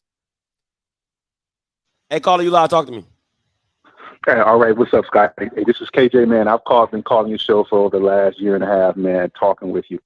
Let me just give you a little critique here, man. I'm a little older. I'm in my 50s. Yes, sir. And one of the things that I look at a lot of times for you, now I think you're a very intelligent brother. I think you bring a lot of great issues to the table. Sometimes some of the things that we've been as older heads been talking about for a long time. Now, what may cause, and I can just only speak for me, initially sometimes in listening to you, I've heard you mention that you grew up in a multicultural type of school, and that's how I think you were Army brat or something in that instance. You're right. And I think I heard you say that, you know, man, I don't feel comfortable around a lot of black people. It makes me feel uncomfortable. All right. So for someone like me and my age, when I hear someone say that becomes a major side eye, because I got to watch it now, because when you speak in that way, that makes me feel that maybe your connection to the culture and your connection to it may not be as strong. Right. And so what happens is this right here. When it happens, then you critique HBCUs, that now becomes a situation where people can become a little bit more defensive in how they may receive what you're saying. And one of the things now, what has really kind of like helped me become a little bit more listening to you got a black woman. I'm going to be straight with you. Be very, very straight with you. If you did not have an African-American woman on your side, you go, I'm being straight. That's real. You go catch hell. Just like Barack Obama wouldn't have been elected had not he had a black woman. So because you have a black woman, I think you showed your children, and you know you have black children, that becomes something that's a little bit more palatable to listen to you. Because now if you had a white woman or something like that, you go catch hell, because now it's like, oh, dog, this dude ain't here. So that can possibly be sometimes the way we may receive what you're saying to us, and sometimes you get a lot of pushback from it. So I say that to you just to say that, and I like I said, I like what you're doing, but I just want to give you that little tidbit about some people who may, and I won't say some people, I can speak for me, but I still watch you. Because, like I say, what you're saying is some good stuff, man. I think so. I just say that. No, I'm not gonna like argue, because that's like you said. It's like that's my truth. It's your truth. I think for a lot of HBCU people, I have to give you a perspective that you don't. A lot of people don't understand. You know what I'm saying? Because you know, if it's like, how do I explain it? Like if like, you know, I've heard people who grew up in the hood, they're like, yo, I never knew I was in the hood because everybody was in the hood. You know, everybody was poor. I never knew, you know what I'm saying? I didn't know I was poor because I was around other poor people, and we was all poor. So we just had fun. You know what I'm saying? Until you get older and you look back on it, you're like, dang, I was really poor. Right. For me, when I grew up, that's all I knew. You know what I'm saying? Like, you know, I've traveled the world. I've gone to different places. I had never been to an all black anything.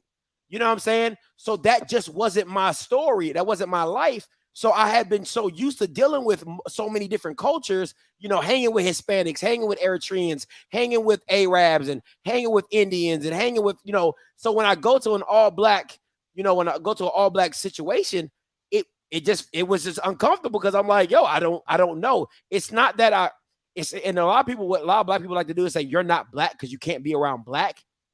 That's not the case. It's just that at that time, I just like, I can only do so much.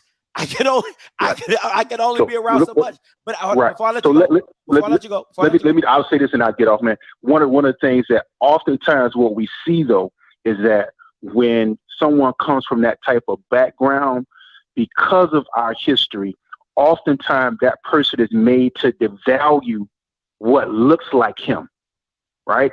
And so oftentimes when we see someone who comes from a multicultural, because they've been in other things, that multicultural, they don't value and play up the importance of African American. So that person will oftentimes not have, unless they have somebody very, very strong in their life, they won't value what's black.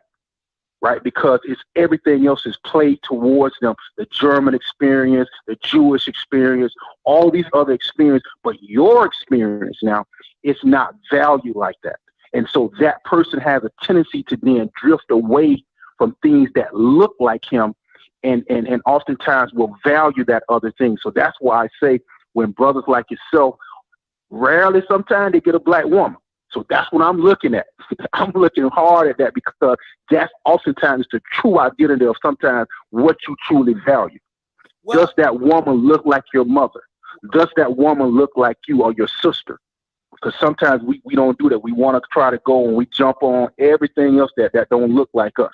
You know what's funny? I say that, man. You know what's funny? My Go ahead. mom always thought I was gonna marry outside my race. She did. Like she always thought I was So that okay. So that's No, so she watching too now. No, I'm serious. You know, I married 2 black women. You know what I'm saying? So Right. but I get what you're saying, but I think there has to, you know, I think I see what you're saying because I do know people that don't fool with black people at all. You know, who are black, they don't like anything about black people. I love our culture. I love the experience. It's just I can only deal with it in very small fractions because you start getting into a mindset that I'm like, I can't rock with you. You know what I'm saying? Like I would hang around certain people, and it's not everybody. I want to be very clear. It's not all black people, but you start getting around pockets of black people, and you're like, you really think like that? Like, why would like I'll give a good example, right? Talking to Mr. Campbell, like he says cracker a lot. Like he calls white people cracker. My mom grew up in the South, in Texas. My mom never called a white person cracker. So for me, I just didn't have that same animosity because that's not what I was brought up around. So I treated, even though, my mom joined the military, my dad was in the military, you know what I'm saying? My mom has dealt with some type of form of racism while she was in the service and things like that. But my mom had never used those words my mom just thought a certain way. My dad just moved a certain way, right? But I can't discount what Mr. Campbell has gone through in his experiences in Jackson, Mississippi. You get what I'm saying? So it's just two different forms of living. My mom stayed in a small town, Paris, Texas, where white people put you under the jail. You get what I'm saying? So but it's just how you look at certain situations and how they mold you. So for me, I wasn't allowed to think certain ways, and I was giving everybody, you know what I'm saying? Even though like I probably wouldn't. Like I can hang with Blue and still hang with Mr. Campbell. I can hang with Blue and still hang. Like I just was always that melting pot guy because I just felt like we all have something to bring. But at the end of the day, I do want to see my people do better. Yeah, I want to see my cousins, my family, my friends, all my boys. I want to see them do well as a black man. But at the same time, I'm never going to overshadow another culture or race. You know what I'm saying? I just never my thing. I get you, bro. All right, man. Hey, man, I appreciate discussing that with you. And like I said, that's just my take with it. But again, man, if there's any kind of way, man, we can, as an older brother there, I can encourage you. I want to definitely do that and keep doing what you're doing, man. Hey, man, no, thank you for the call. I really appreciate it. That was a great conversation. Thank you so much. No problem. All right, no problem.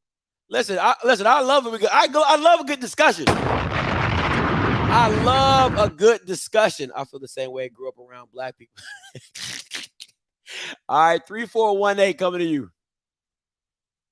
Hey, caller, you live. Talk to me. Hey, Scotty. What's good, man? What's up? Man,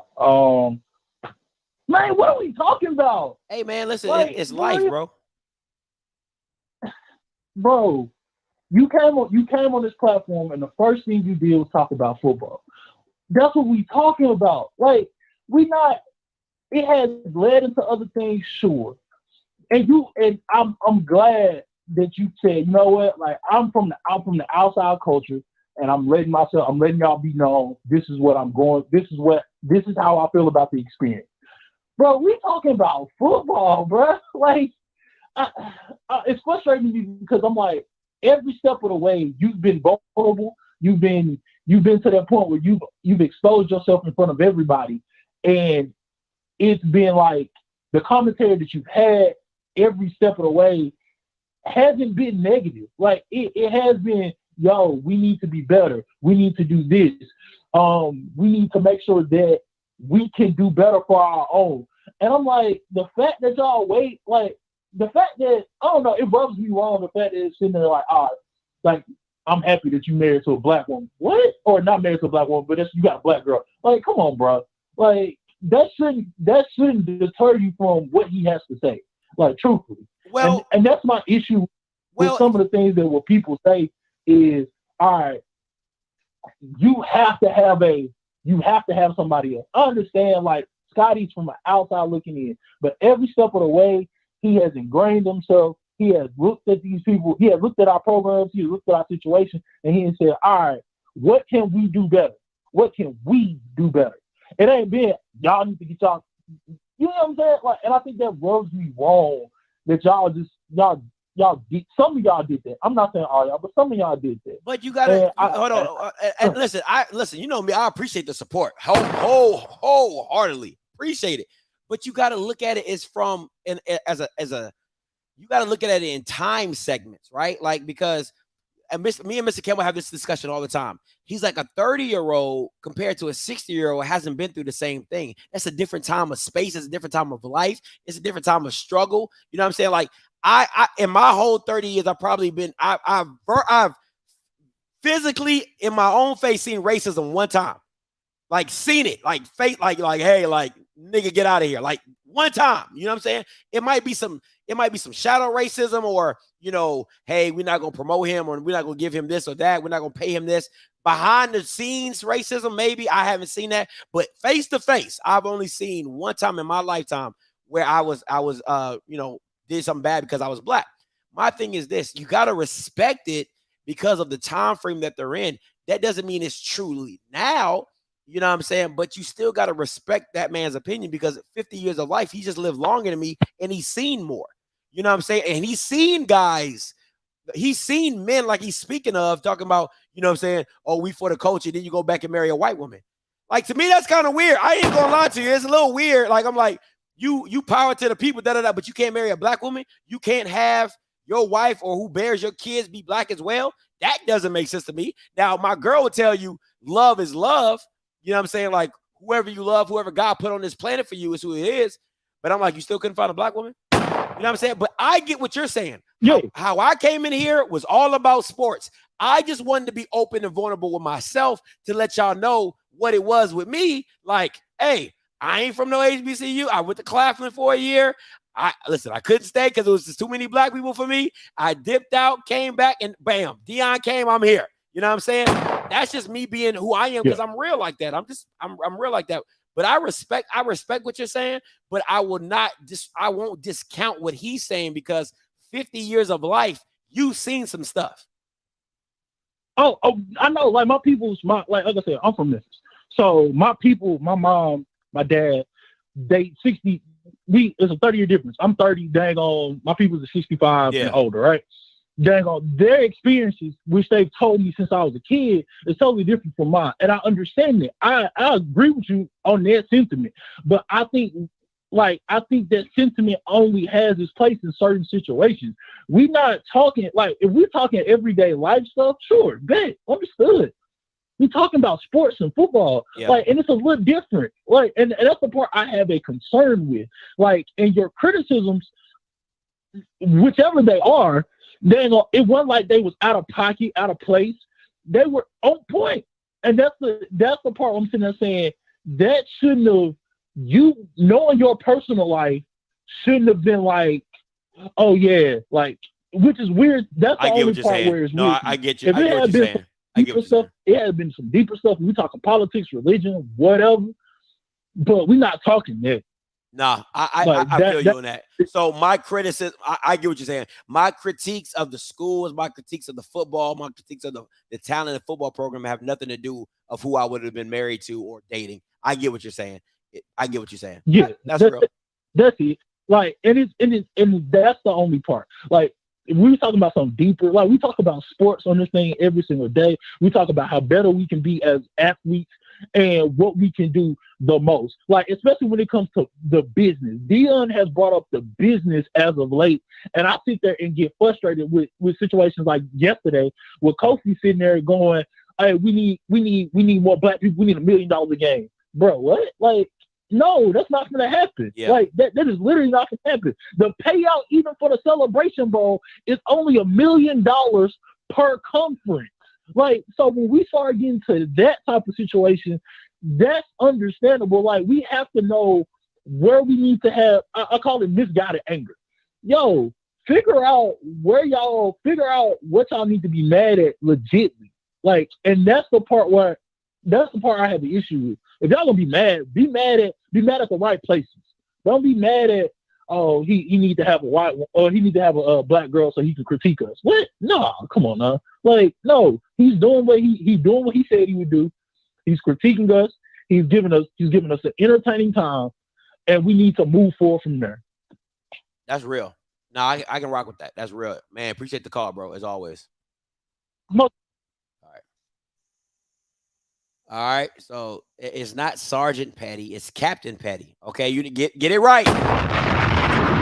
If you're not gonna do my monikers right, don't use them. Okay, it's Captain Petty, Sergeant Smoke. Okay, get it right. Don't be out here trying to say my stuff if you can't say it right. I bet you won't. I bet you won't. I bet you won't. I bet you won't. I bet you won't. I bet you won't. I bet you won't. All right, so don't do that. Don't do that. Okay, please don't do that. All right, but I'm really about to get out of here. This I'm serious. I'm about to get out of here. Oh, somebody else called. Somebody else called in. Hey, caller, you live. Talk to me.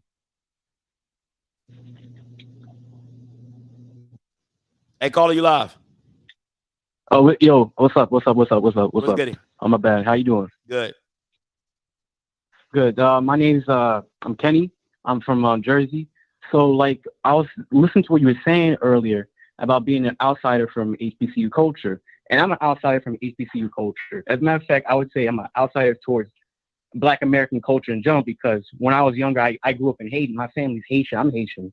So, like, one of the things, that confused me was this type of perspective I saw of a lot of Black Americans, especially those I especially see now with the HBCUs. They're kind of insular. They separate themselves from the rest of the greater community of the world, at least in the United States, you know what I'm saying? Yeah. So, like, I see that, and to me, it kind of saddens me, because I understand nothing wrong with celebrating yourself, celebrating your culture, but you got to learn from other people as well too. If you're not seeing what other people at least doing and see what they're saying and listening every so often, and putting things with a grain of salt, because again too, they are outside, so they may not see the best, might not say for the best of your interests. Yeah. But still, you can't just completely isolate yourself from the world. No man's an island. You gotta at least take something, because every single culture, whether you like them or not, has something good in them. Whether you're Asian, whether this or that, you gotta take something from them. And that's one thing I really don't like with this type of thinking. It's too. And I understand, some people, they might, they had some bad experiences in life, and they might deal with some bad things. But, at a certain point in time, you still got to grow out of that type of thing. You got to at least see what other people, what the world's doing. I'm not saying it'd be complete cosmopolitan type of mentality, be open with the world, but, you got to see what's moving, Let me ask you a question. How do you grow out of something if you've experienced it? See, the thing is, life is a bunch of experiences. How you are as a person is built through effort and experiences, and how you deal with those experiences. Something you have to understand is you got to put yourself out there in other different spots where you may be uncomfortable, and you may not exactly know how things are. Because I'll tell you one thing. When I was younger, I used to live in Port-au-Prince, Haiti, the capital city of the country. Mm-hmm. A few years later, after spending about maybe 7 to 8 years there, I moved to Short Hills, New Jersey, which was the whitest and Jewish town in the whole entire state of New Jersey, practically much. So nobody was there that was anywhere near me. So the one Black person was there was Nigerian. So I didn't even have a connection with them. So I had to completely learn everything and how to deal with people in situations like that. And you're going to have to change sometimes. You're going to have to see what other people are doing and say, I don't like that. I don't like that. Oh, this I like. I'm going to take this part and use that for myself. Okay, hold on. You know what I'm saying? Okay, I get you. That's called adaptation, but that's not, you're not excluding your experiences though, right? So what I'm saying is this, right? So if you have an older gentleman who's 45 or 50, 60, whatever years old, right? Or let's just say a younger guy who's 25 or 30, and they've experienced racism in their white neighborhood, right? It's hard for people to it's hard for somebody to just say, get over that, right? Because you don't know. You're like, now it's no different than if you, let me try to find a good way. If you're building a house, right? And you forgot something, right? And you forgot something and it messed up everything you did and you had to start it all over again. Well, next time you're going to be very keen and aware. Oh man, let me not forget. Well, you have to be. I agree with that. You see what I'm saying? So when you experience, I agree with that. So when you experience another side of a race or a culture that impacts you in your experience, people just become keen and aware that you can't. It's hard for people to just say, just get over it. No, I can't get over it. I'll move through it accordingly. But that's nothing because I can never put anything past somebody now, right? So I can if I've experienced a racism with one white person, I might not think every white person is racist, but I'm going to be keenly aware that it is possible for them to be racist. That's why we say people are naive who have never experienced it and say it's not true. Because now you're telling somebody else's truth because you haven't experienced it. Those are two different things. So for me, what you're talking about going from Haiti to New Jersey, that's just called adaptation. That's just in your environment. Go ahead. My fault. Yeah, in your environment, you're just adapting to your environment. But if your environment started to mistreat you and then you move out of that environment and you go to another environment that was similar, you're going to be like, whoa, wait a minute, I've seen this before. Let me move accordingly. But go ahead.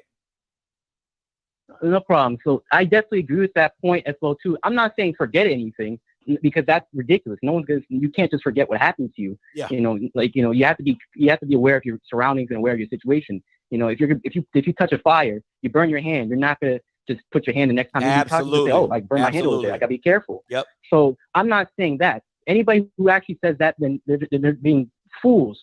I'm just saying is eventually understand the situation, understand where you can get hurt and where you can't get hurt, and try to. It's a balancing act. You have to take bits and pieces for other people, and then when you feel a situation where you can get hurt, push yourself away from that. You know what I'm saying?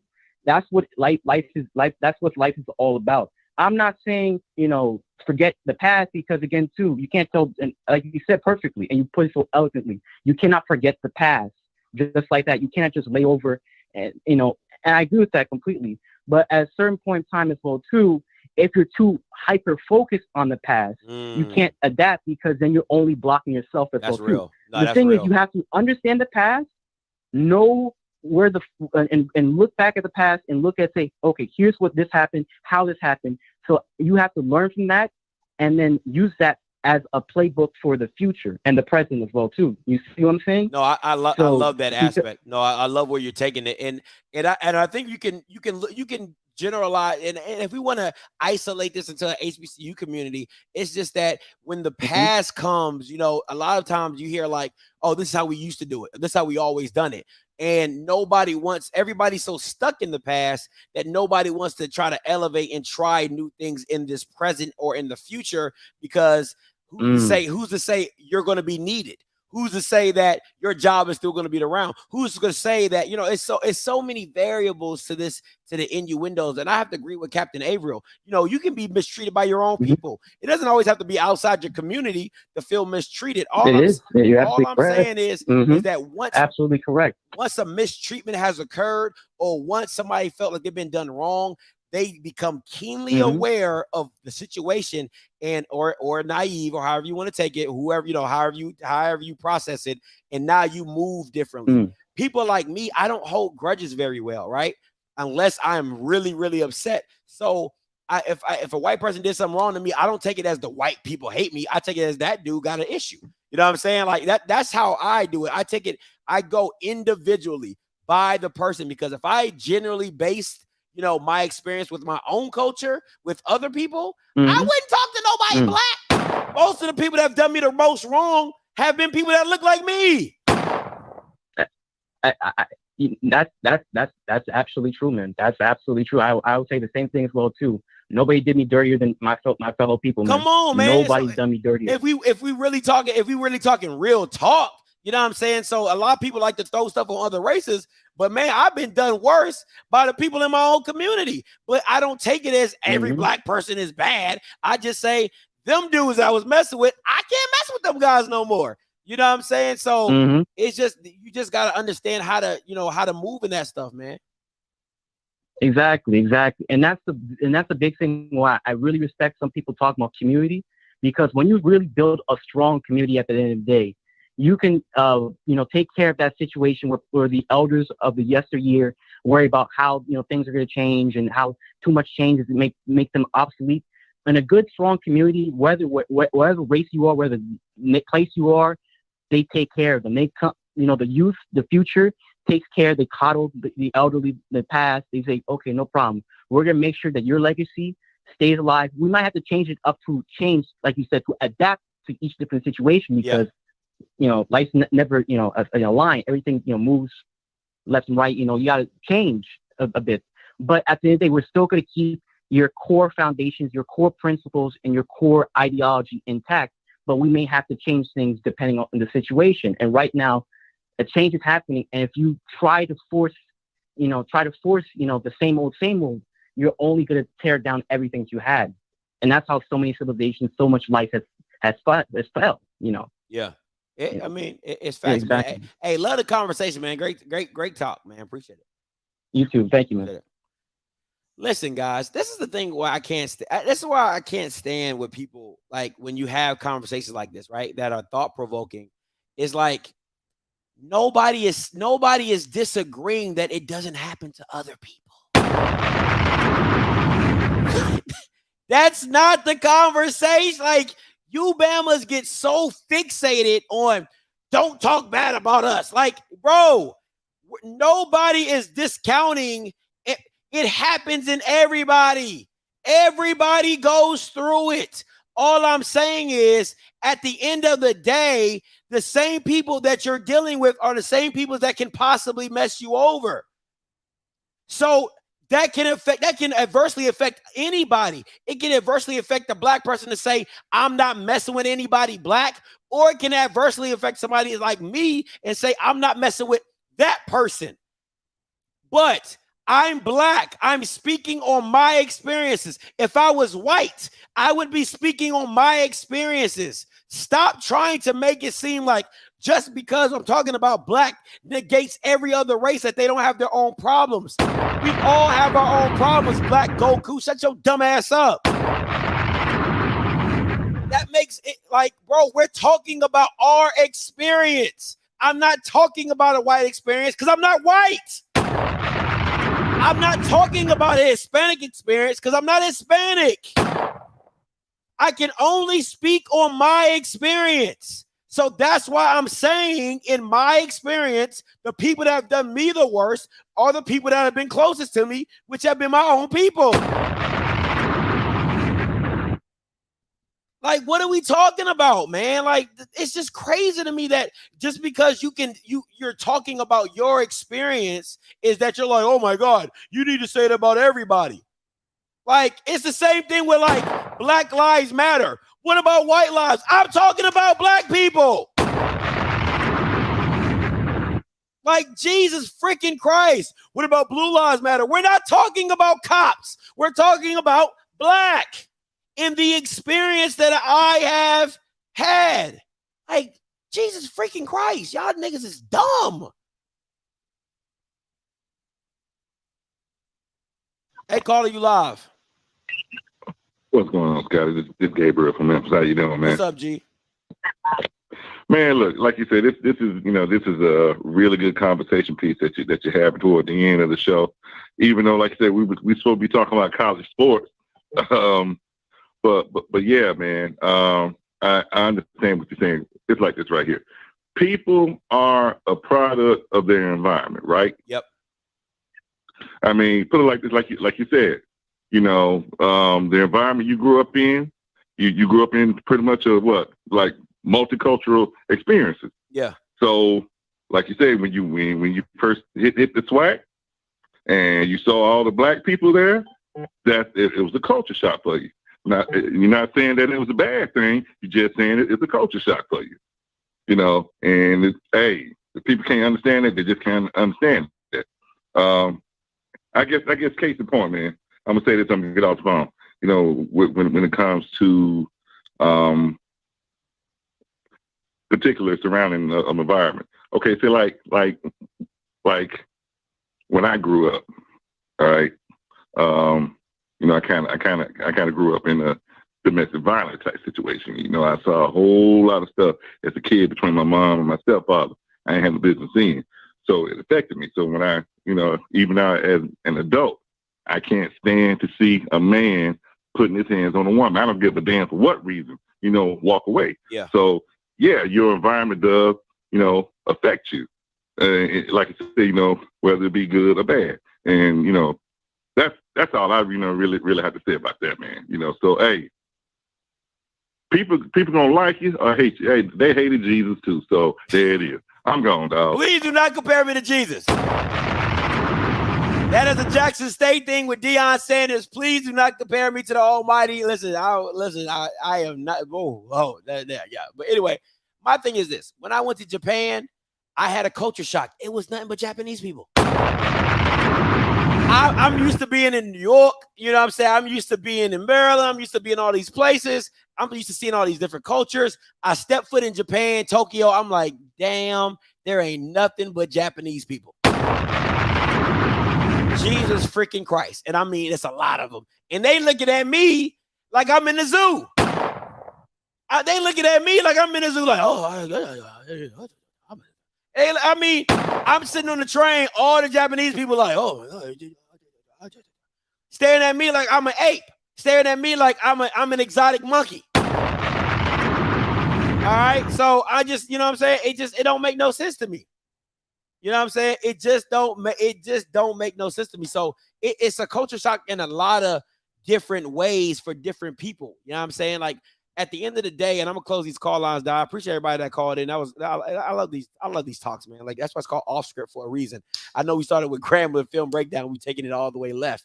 But you know, listen, man, like I only can speak on my experiences. And you know, maybe if I would have went to a different HBCU, I would have got a different experience. Maybe if I would have went to FAM, maybe if I would have went to North Carolina A&T, maybe if I would have went to a Jackson State or Southern or something like that, I would have got a different experience. That wasn't my truth. You know what I'm saying? That wasn't my truth. So for me, it was too many black people. It was a fashion show. My girl would tell you, I am a sweats, hoodie, t-shirt type of guy.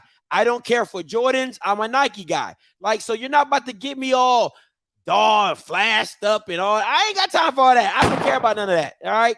Clothes do not like that. Don't do nothing for me. I'm a sweats and I love t-shirts. I love sweats. Like that's my thing. Right.